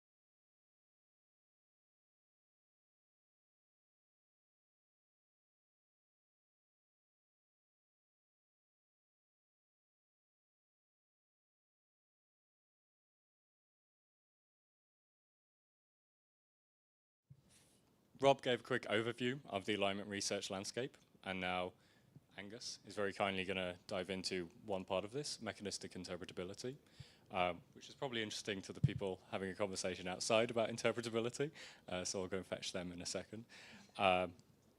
So Angus is a PhD student here at UCL, and this is part of his research, or at least he works on interpretability, so he's the right person to have come talk about it. Thanks, Angus. Hello. So what is mechanistic interpretability? We are familiar with like having interpretable methods in machine learning, mostly because they don't really work. You try and understand how a big neural network does something, but the problem is that this thing has so many parameters. It's a massive mumbo jumbo of all this linear algebra flying around. It's almost like, how could one even begin to interpret what's going on here? And machine learning models fail in dramatic ways all the time. The biggest case is why self-driving cars don't really exist yet. They haven't been deployed in any realistic scenarios because we don't know when, where, and why they're going to fail. And that's crucial if we weren't to regulate it in any framework that we're familiar with and how we regulate humans to do things. So mechanistic interpretability is basically saying, well, what if we could actually look inside this neural network and understand how it did what it did? To the extent that I know how it's going to behave, even when I'm not looking at it. And I also know if it's reasoning in the right way when I'm looking at it right now. Imagine you have like GPT-2 small, which is quite a bit smaller, but the same architecture as GPT-4. It's really big, there's a lot of parameters flying around, but it'd be nice if we could find a subset of these parameters which seem to be responsible for any behavior we're interested in. So let's think of a behavior we care about, like how did a model do addition? Okay, maybe you don't care about that, but I care about that. It'd be nice to see if there was like a number line being represented in the model. The model figured out how to get these two components and do some like counting along the number line and get the answer every time. But sometimes you don't think it's possible to figure out whether the model is doing this or not because it's just so big. So the first task is to try and see if like a smaller part of the model explains the behavior. And this is some of the work I've been working on recently, is if you can reverse engineer how a model did what it did. But looking bigger picture, I think the main goals are to figure out, we want to deploy AIs in really crucial situations because that's where their intelligence can be the most impactful. I would like an AI to do my legal reasoning for me, do my accounting for me, and give me medical diagnoses, and potentially help surgeons, as they're doing surgery, understand the best course of action in real time. But I can't do this right now. Not necessarily because the models aren't capable at their best, but because they're really dramatically bad at their worst. So I need to know the model's going to be robust and usable and work and explainable at the most crucial of moments. So imagine you're a brain surgeon and you get told by the AI to cut a certain neuron in the person's brain. This is obviously an irreversible action. And you're wondering, like, should I do this? If I do this as a doctor, I'm going to get all the legal penalties come at me right now. I have no ability to, I can't just blame the AI. So you have to be absolutely sure it's going to work. So in this situation, we would like to have oversight of the model by seeing how the model is doing what it's doing. Like, what is it reasoning the same way I as a human would reason? And therefore, I can hold it to account a bit better. And then in other situations, we just want to make sure these models actually work when we're not looking at them. It'd be great if we could deploy self-driving cars and we knew how they're going to treat pedestrians every time they see a pedestrian without having to brute force make sure that we're going to have every possible pedestrian in their training data set. So the first idea is to think, how can we even begin to explain a massive neural network? You have to decompose it into its parts and figure out which parts are responsible for which bit of the behavior. This is very, very hard, but progress has been made at the very small extent. So here is an example of where you had a 2-layer model which is tiny compared to like the hundreds of layers you might have in GPT-4. But you're still able to find a subset of all the parts that are responsible to do a behavior. Well, I haven't described the behavior yet. So the behavior here is if you have a long sequence of text, you find the model is able to see in the text, Mrs. Dursley, and then it will see again the text, Mrs. Durs, and it knows to predict the token L-E-Y, Lee. It can repeat the last time it saw this like little instance of a bigram. That's something that can happen at a very small model, and this just gives us a platform to begin experimenting with techniques to start decomposing models into their modular parts. But problematically, this only works for very small models. We're waiting to see if we can make this work for much bigger models. So the frontier, we've only been able to find modular circuits and models that are like 120 million parameters. That's nowhere near enough for like the hundreds of billions parameters we have on the models we have today. So we try to automate how we find these modular parts, but it's very difficult. The computational cost is far bigger than actually running the model in the first place. So we're at a bit of a dead end at the moment, trying to figure out how to decompose a model into its modular parts, which is sad. So then there's other ideas.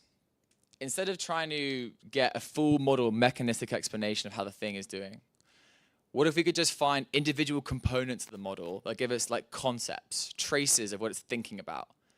Like, if I ask you to explain how you behave, why you did a certain thing, you might not give me all the possible connections in your brain, but you could tell me some concepts you're aware of and some things that you apply higher weight to than others when you're making an argument.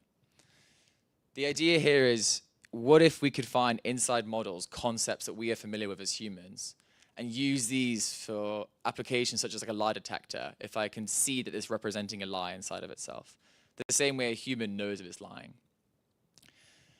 So to do this, we can imagine that the model is representing concepts as linear directions. So you have a massive vector, every model is computing vectors at every single layer, and we're going to imagine that this vector it's computing, that some parts of the vector are responsible for or represent a given concept, and the model is chopping and changing these concepts as it goes further through the model. The challenges here, though, are that these features are not always easy to decode and represent. They are messy because the model gets a way of compressing them as opposed to representing them perfectly in orthogonal directions.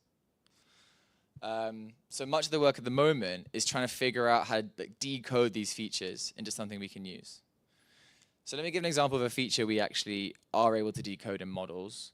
You can get a large language model such as Llama 70B, and you can train on the entire internet basically, and then you can find different vectors in the model which respond to, oh, this language is French, this is not English. Or similarly, oh, this is a lie, this is not true, or this is true. Or maybe more interestingly, oh, this has a sad sentiment, this text, and this text has a happy sentiment. You can find these vectors by literally just doing a linear regression on one part of the model to a concept you're interested in. And it's really easy to do.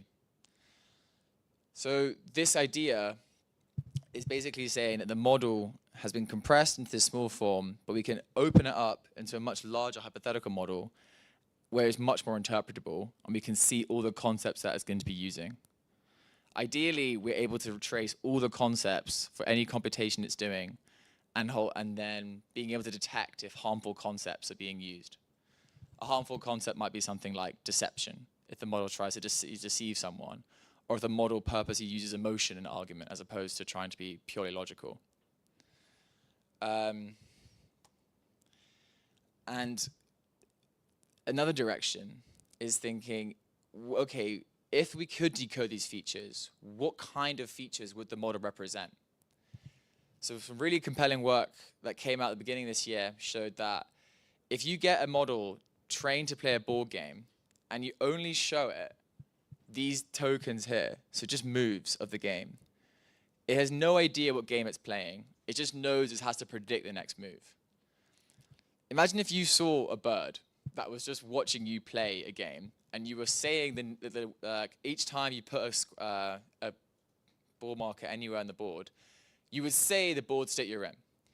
And out of nowhere, this bird starts being able to predict your next move. You'd be kind of creeped out because all it did was hear you read board states. And next thing you know, it's able to predict what's going to happen next. You would start wondering, did this bird figure out what the game is? Does it know what the rules are? Well, a similar trick is happening with these language models, where they seemingly are able to predict what we want to do, figuring out, like, finishing our sentences for us, and similarly, in this case, predicting legal moves. We would like to know, like, how did it do this? Did it simulate the world around it?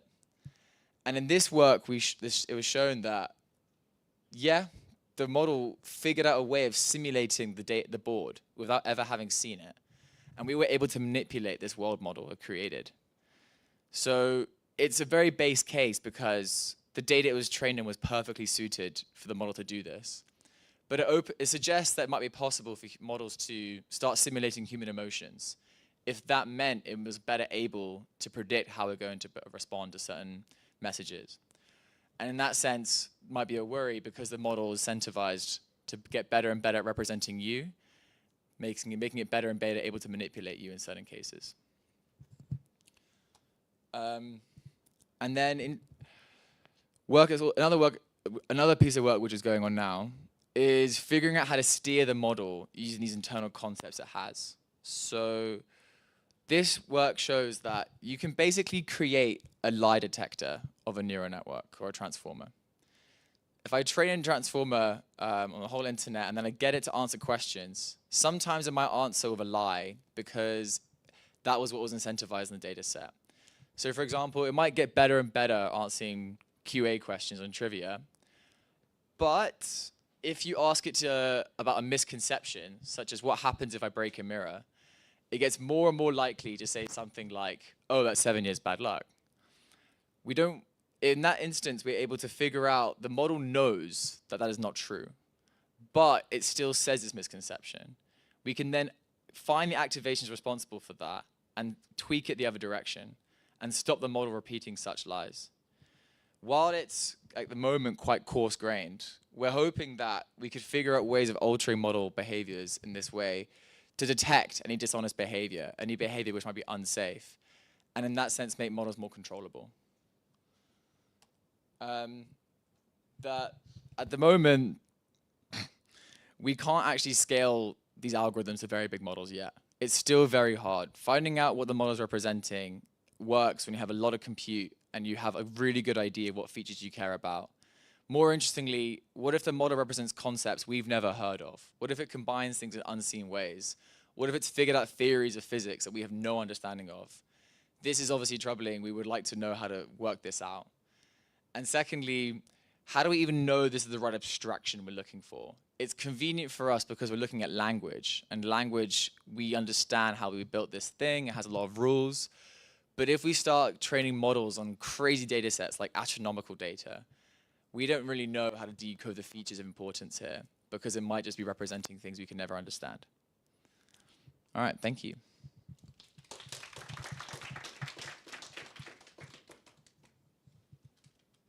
Yeah. What's the sort of Can we just wait until we have the mic? There we go.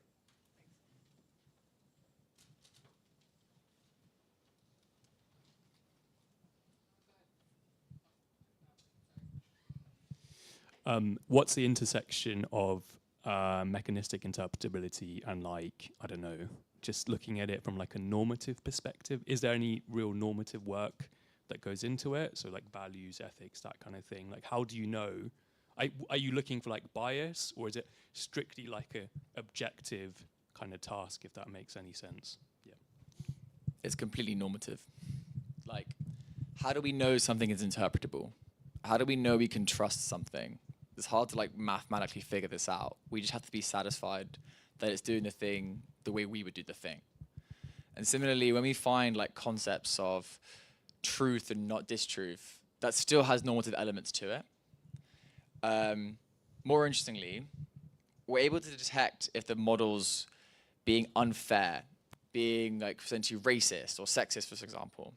So if you ask GPT-4 for examples of someone who has like muscular sclerosis or some sort of rare blood disease, it only ever outputs examples with black women, and then you're able to identify neurons in the model which are responsible for, say, white males, and you can shift the propensity of the model to move away from saying black women and more towards saying white males, and therefore like recalibrate the distribution. But again, these values are all normative, right? It's all just like you have to decide what things you care about. To create a data set where like this is a data set full of white males, this is a data set full of black women, has its own thorns. So yes, normative in many ways. And is it just AI researchers setting these normative standards? Like, is there like, who kind of sets the standards? I think we're not really ready for the conversation on that yet, because we're still figuring out what's going on. It's still very early stages.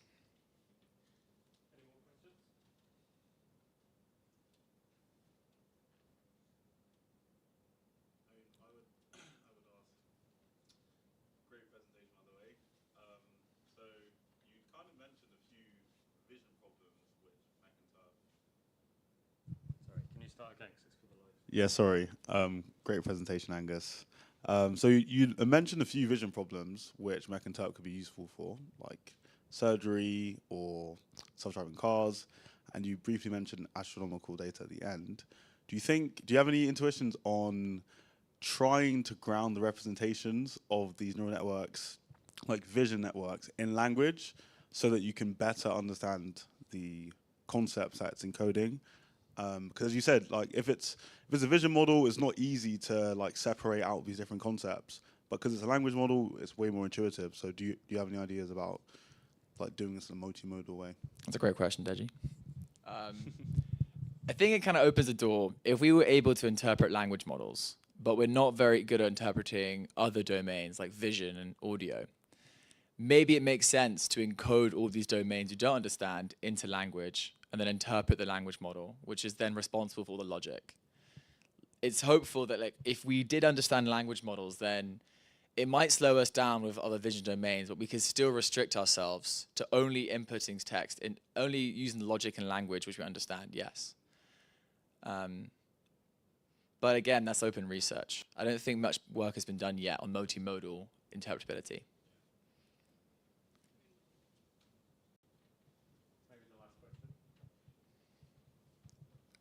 Thank you for the presentation.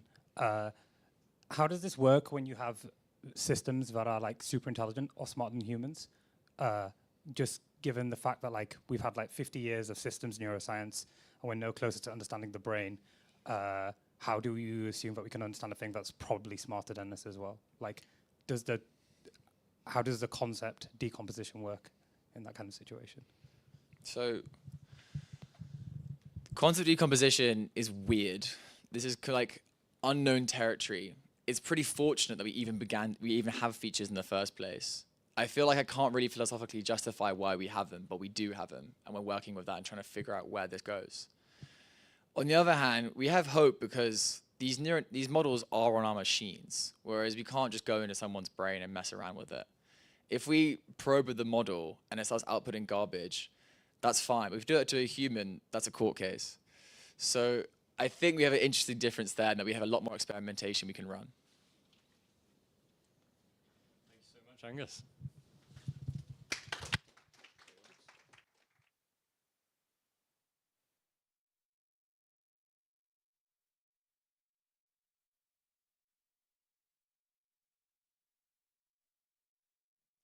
Okay, so this one on.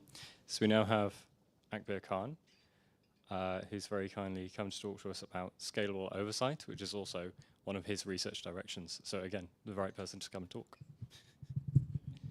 Thank you. Wait, how do I present? I do not use PowerPoint in years, bro. I think it's down here or something. Oh. Is that all right, Ed?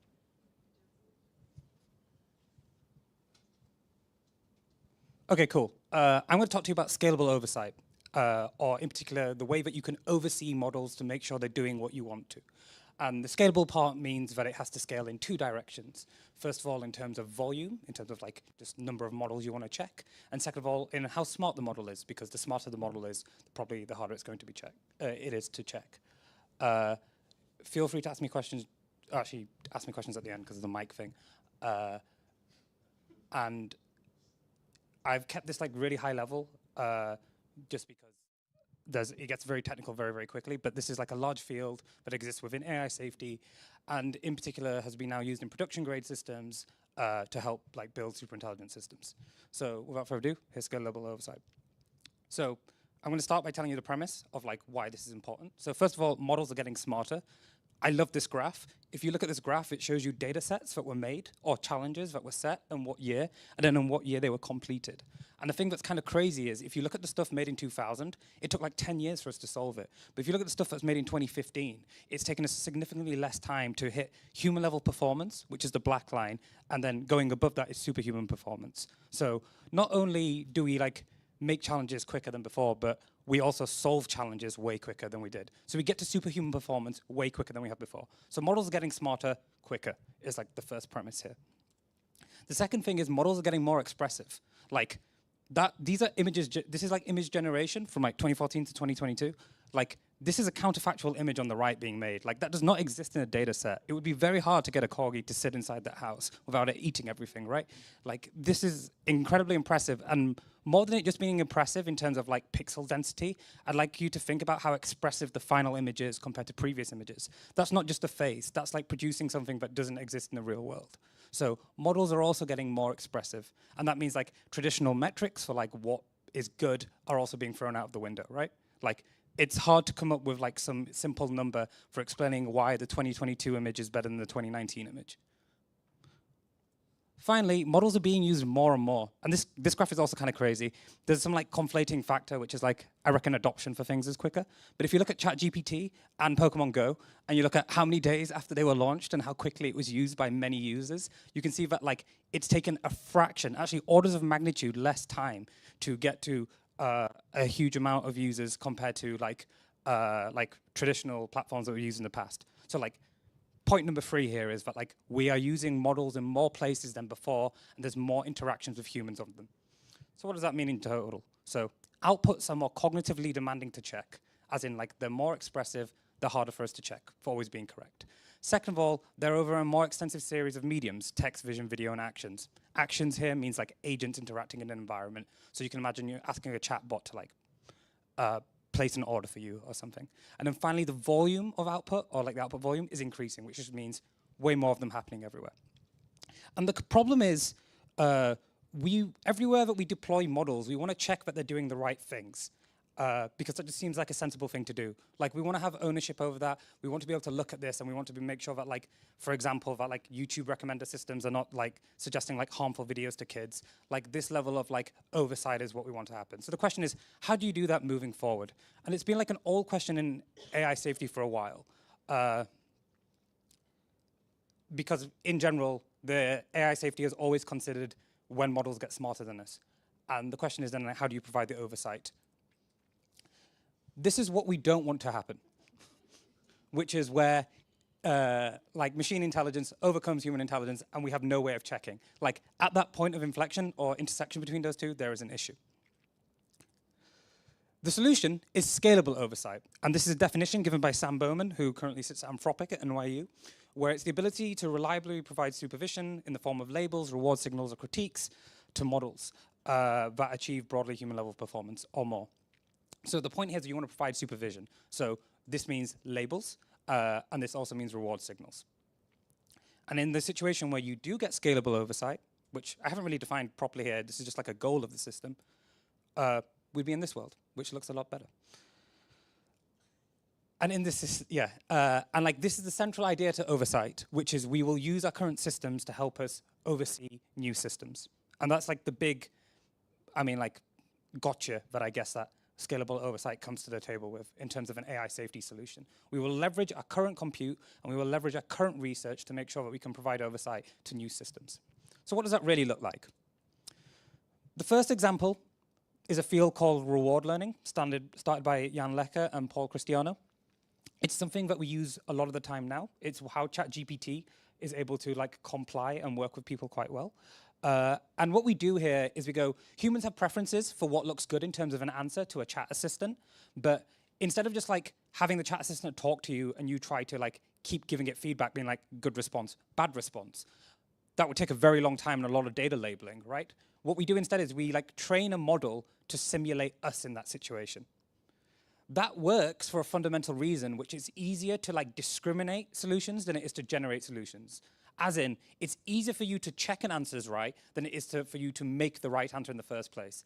It's like centrally goes back to like P versus NP in terms of complexity theory, but what we're trying to say is it's always easier to check something than it is to produce the answer in the first place. So it's easy to train a model to look at us and like work out what we would like versus what we wouldn't like.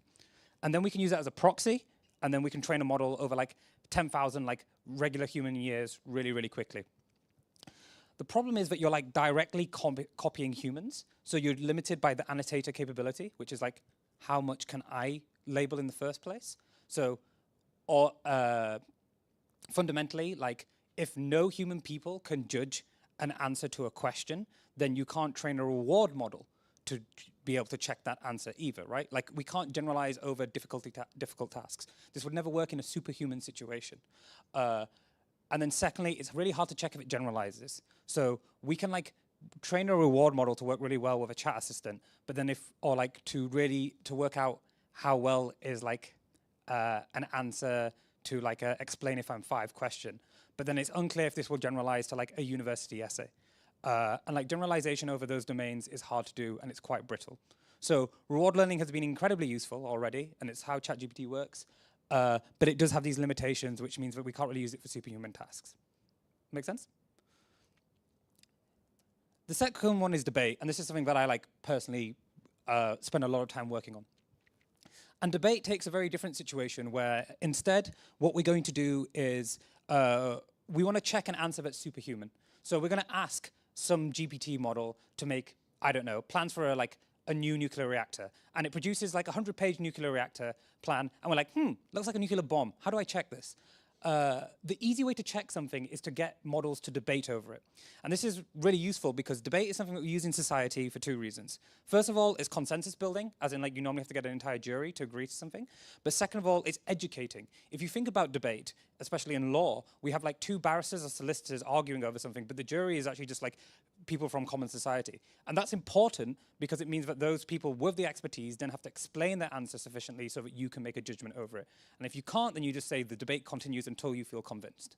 So in this way, in debate, what you would do is you'd get 2 large language models or 2 intelligent superhuman systems to have a debate over a question, and then you would just check the debate.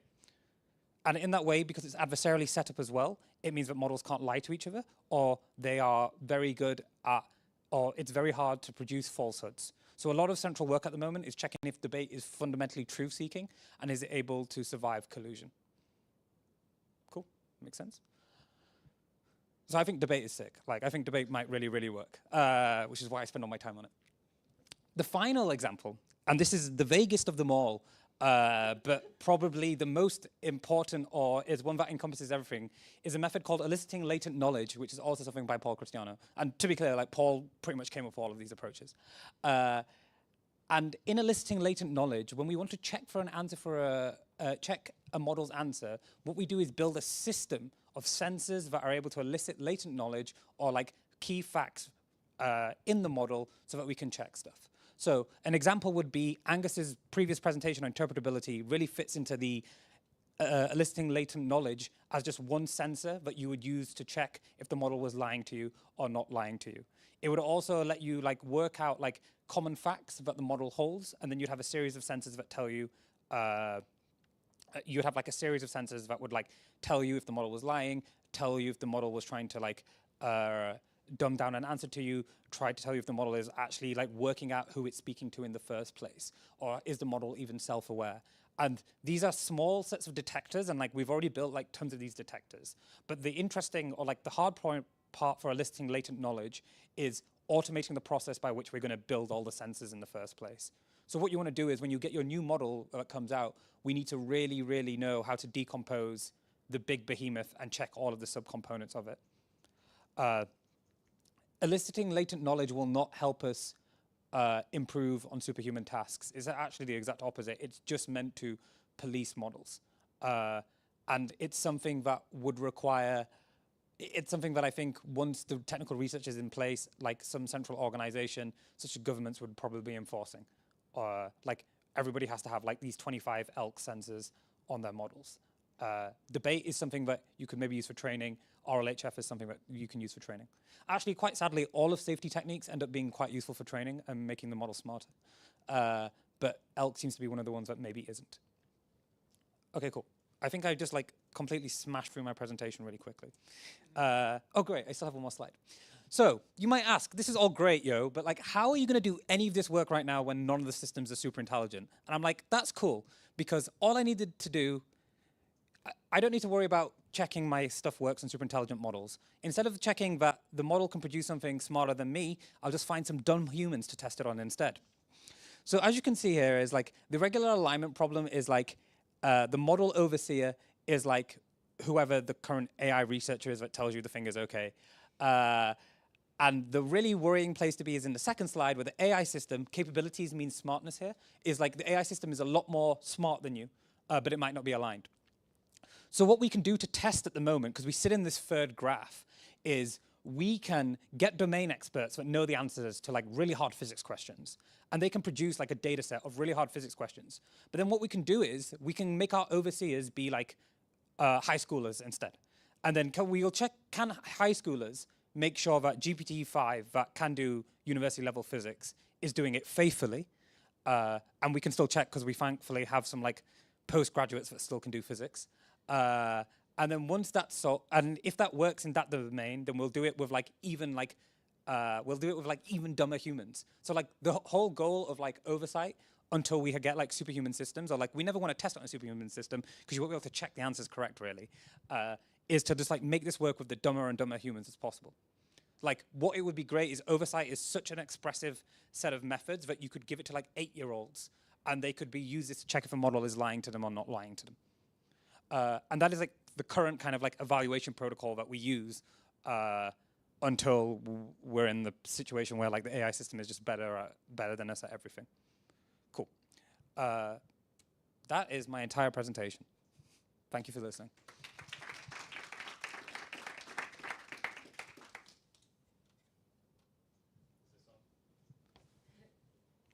Is it on now? Okay, good. So maybe I can kick off with the first question. So with this physics example, just maybe to get it straight in my head, you're saying you would have 2 language models, both solving a physics question, and then they debate which one is solving it in the right way, and the hope is that a high schooler can figure out which model is telling the truth, and therefore, with the models, help solve the physics problem by just determining which one is correct. Yeah, kind of. There's like a couple of variations in debate at the moment on what the like protocol would look like. But imagine you have like GPT-N produces like an answer to a physics question. Like let's say GPT-4 just produces an answer to some like Newtonian physics question because like it can do like Newtonian physics, right? So like some mechanics question, it answers it. And it's like, hey, here's the question, here's the answer, and here's like my proof of it. And then you go to like GPT 3.5, which isn't as smart, but is able to check answers, right? Because remember I've said to you that the fundamental thing that all of this is relying on is it's easier to check answers than it is to generate answers. Is you can get 3.5 to go, you take 2 copies of 3.5, you go, hey, you argue that this is correct. You argue that this is incorrect. Let them have a debate, and in that debate, hopefully debate is like reduced to sub-problems, and then the human can just check the sub-problem instead. So in that situation, then you'd hope like an 8-year-old could be like, hey, so like, in this line of code, in this line of the answer, they say like, I don't know, that like gravity goes upwards. That doesn't like sit well with me because I'm an 8-year-old and I just dropped an apple and it went down. So gravity doesn't go upwards. And that way you can then answer the entire question. This process basically requires the 8-year-old learning Newtonian physics to check the debate in order for it to be correct, right? So like GPT 3.5 or 4 would have to teach the child like high school level physics. So to some degree, yes, but I think more likely than not, it would be something like, hey, I'm going to use like this Newtonian, I'm going to use like F equals ma. And if someone uses it wrong, then the like honest debater would be like, I think you've used this wrong. Here is an educated example of why this is wrong to an 8-year-old. And they would be able to like then go, okay, this might make sense to me. If they've instead lied, then the other debater turns around and goes, hey, no, this example is like wrong for these reasons, and gives it. And debate is educating in the disagreement that happens, right? Because the way that I'm going to convince a judge is by educating them slightly more on what they need to know. So you don't need to know all of high school physics. You will need to learn some parts of it, or like it will need to be presented to you in such a way that you can like believe it. Maybe I'll talk to you after the. Okay, cool.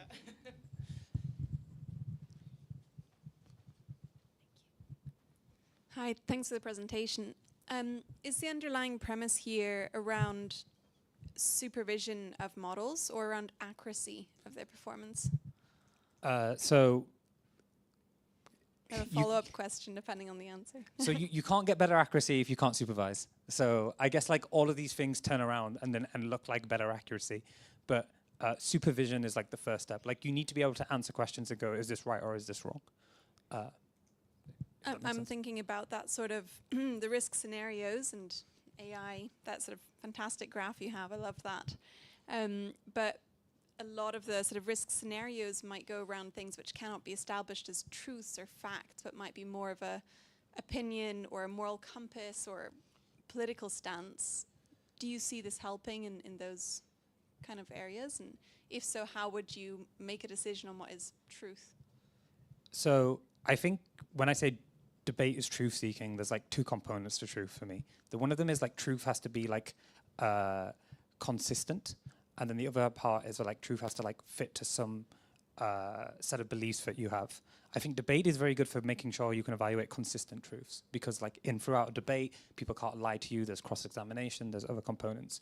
So I imagine for like ethical considerations, then you'd end up like you still need to work out a way for human preferences to have a consensus on something, or like we still need to work out what the normative values are that we want models to adhere to. That is independent of all of this. And like, if there's something that really interests you, then you should. There's like a project called the Collective Intelligence Project that works quite well at like doing like the Human Genome Project for human preferences, where they go out and try to like compile like basic beliefs that we all fundamentally have for this. I think, to give an example, if you were to have a debate about like, we have like LLMs that are like conditioned to be like from red states and blue states, and you let them to have a debate on something like abortion, like a sub-problem that this always breaks down to is like, when does like life begin? And then that's like technically a sub-problem of the larger thing. You still need to go away as a set of judges and decide what the answer is to that question. But it is revealing of like the underlying ethical principle where you need to give input.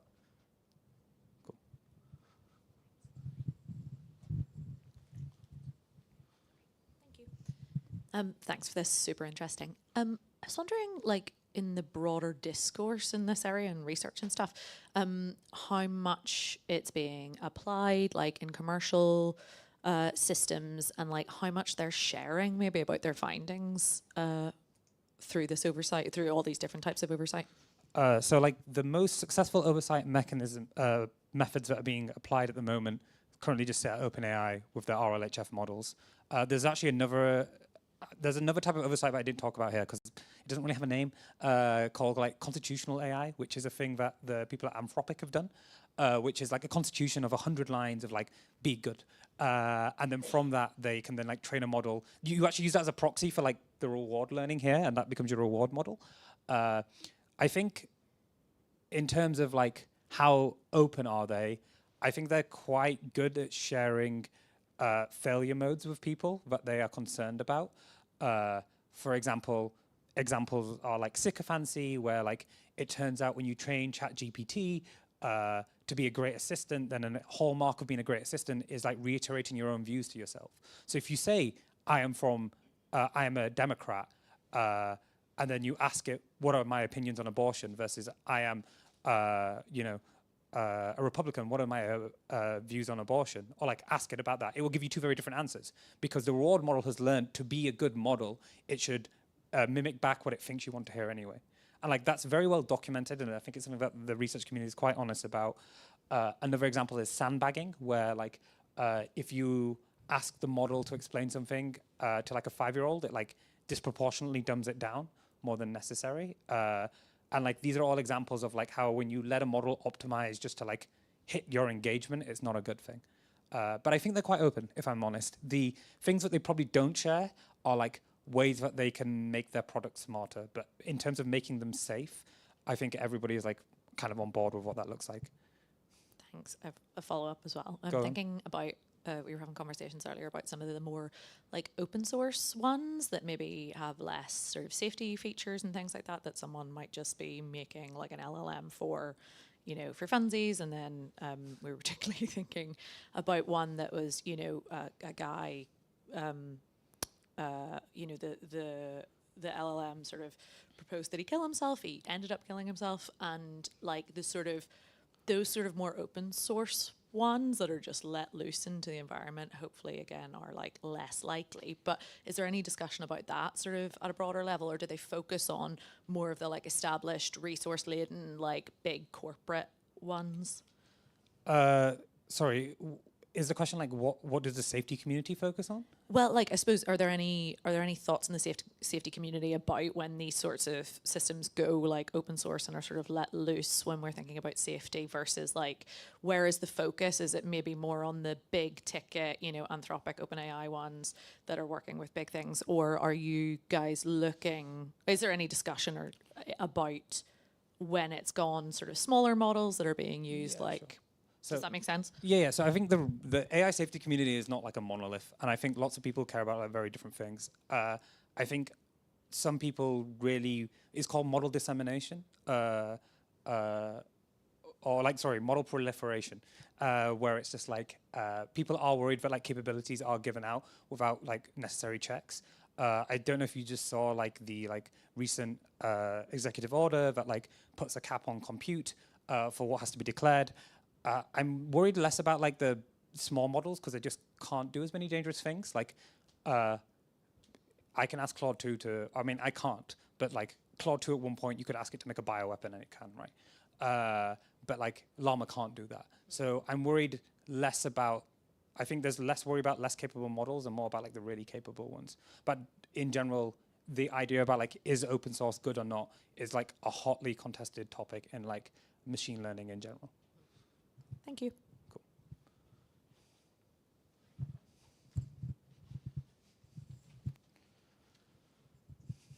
Can we combine debaters or work in natural language and verifiers, so algorithms that provide formal proofs? Yeah, definitely. Actually, like the entire reason debate works is like based on tons of complexity theory work, which is like verification of answers is like easier than generation of answers. In particular, like judging debates is polynomial time complexity versus like debate generating, which is like p to the n, where n is the number of debaters that you have in the debate itself. So definitely that is possible. There's also no reason debate has to be done in natural language, just like FYI. Like it's a natural place for it to start, but like you can imagine doing this with MNIST and just like hiding parts of the image and then like showing little bits and showing other little bits. So there is no reason that it has to be grounded in natural language. And I think like the early work was actually not in natural language.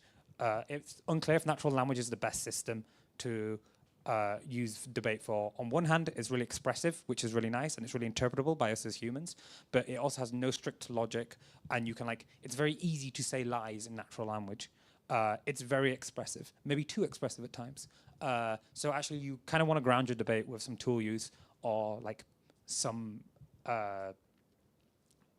grounded truth makes it a lot better. Should we have maybe one last question? If anyone's got one. All right, we'll leave it there. Thanks so much, Angus. Akbir. Please, Angus.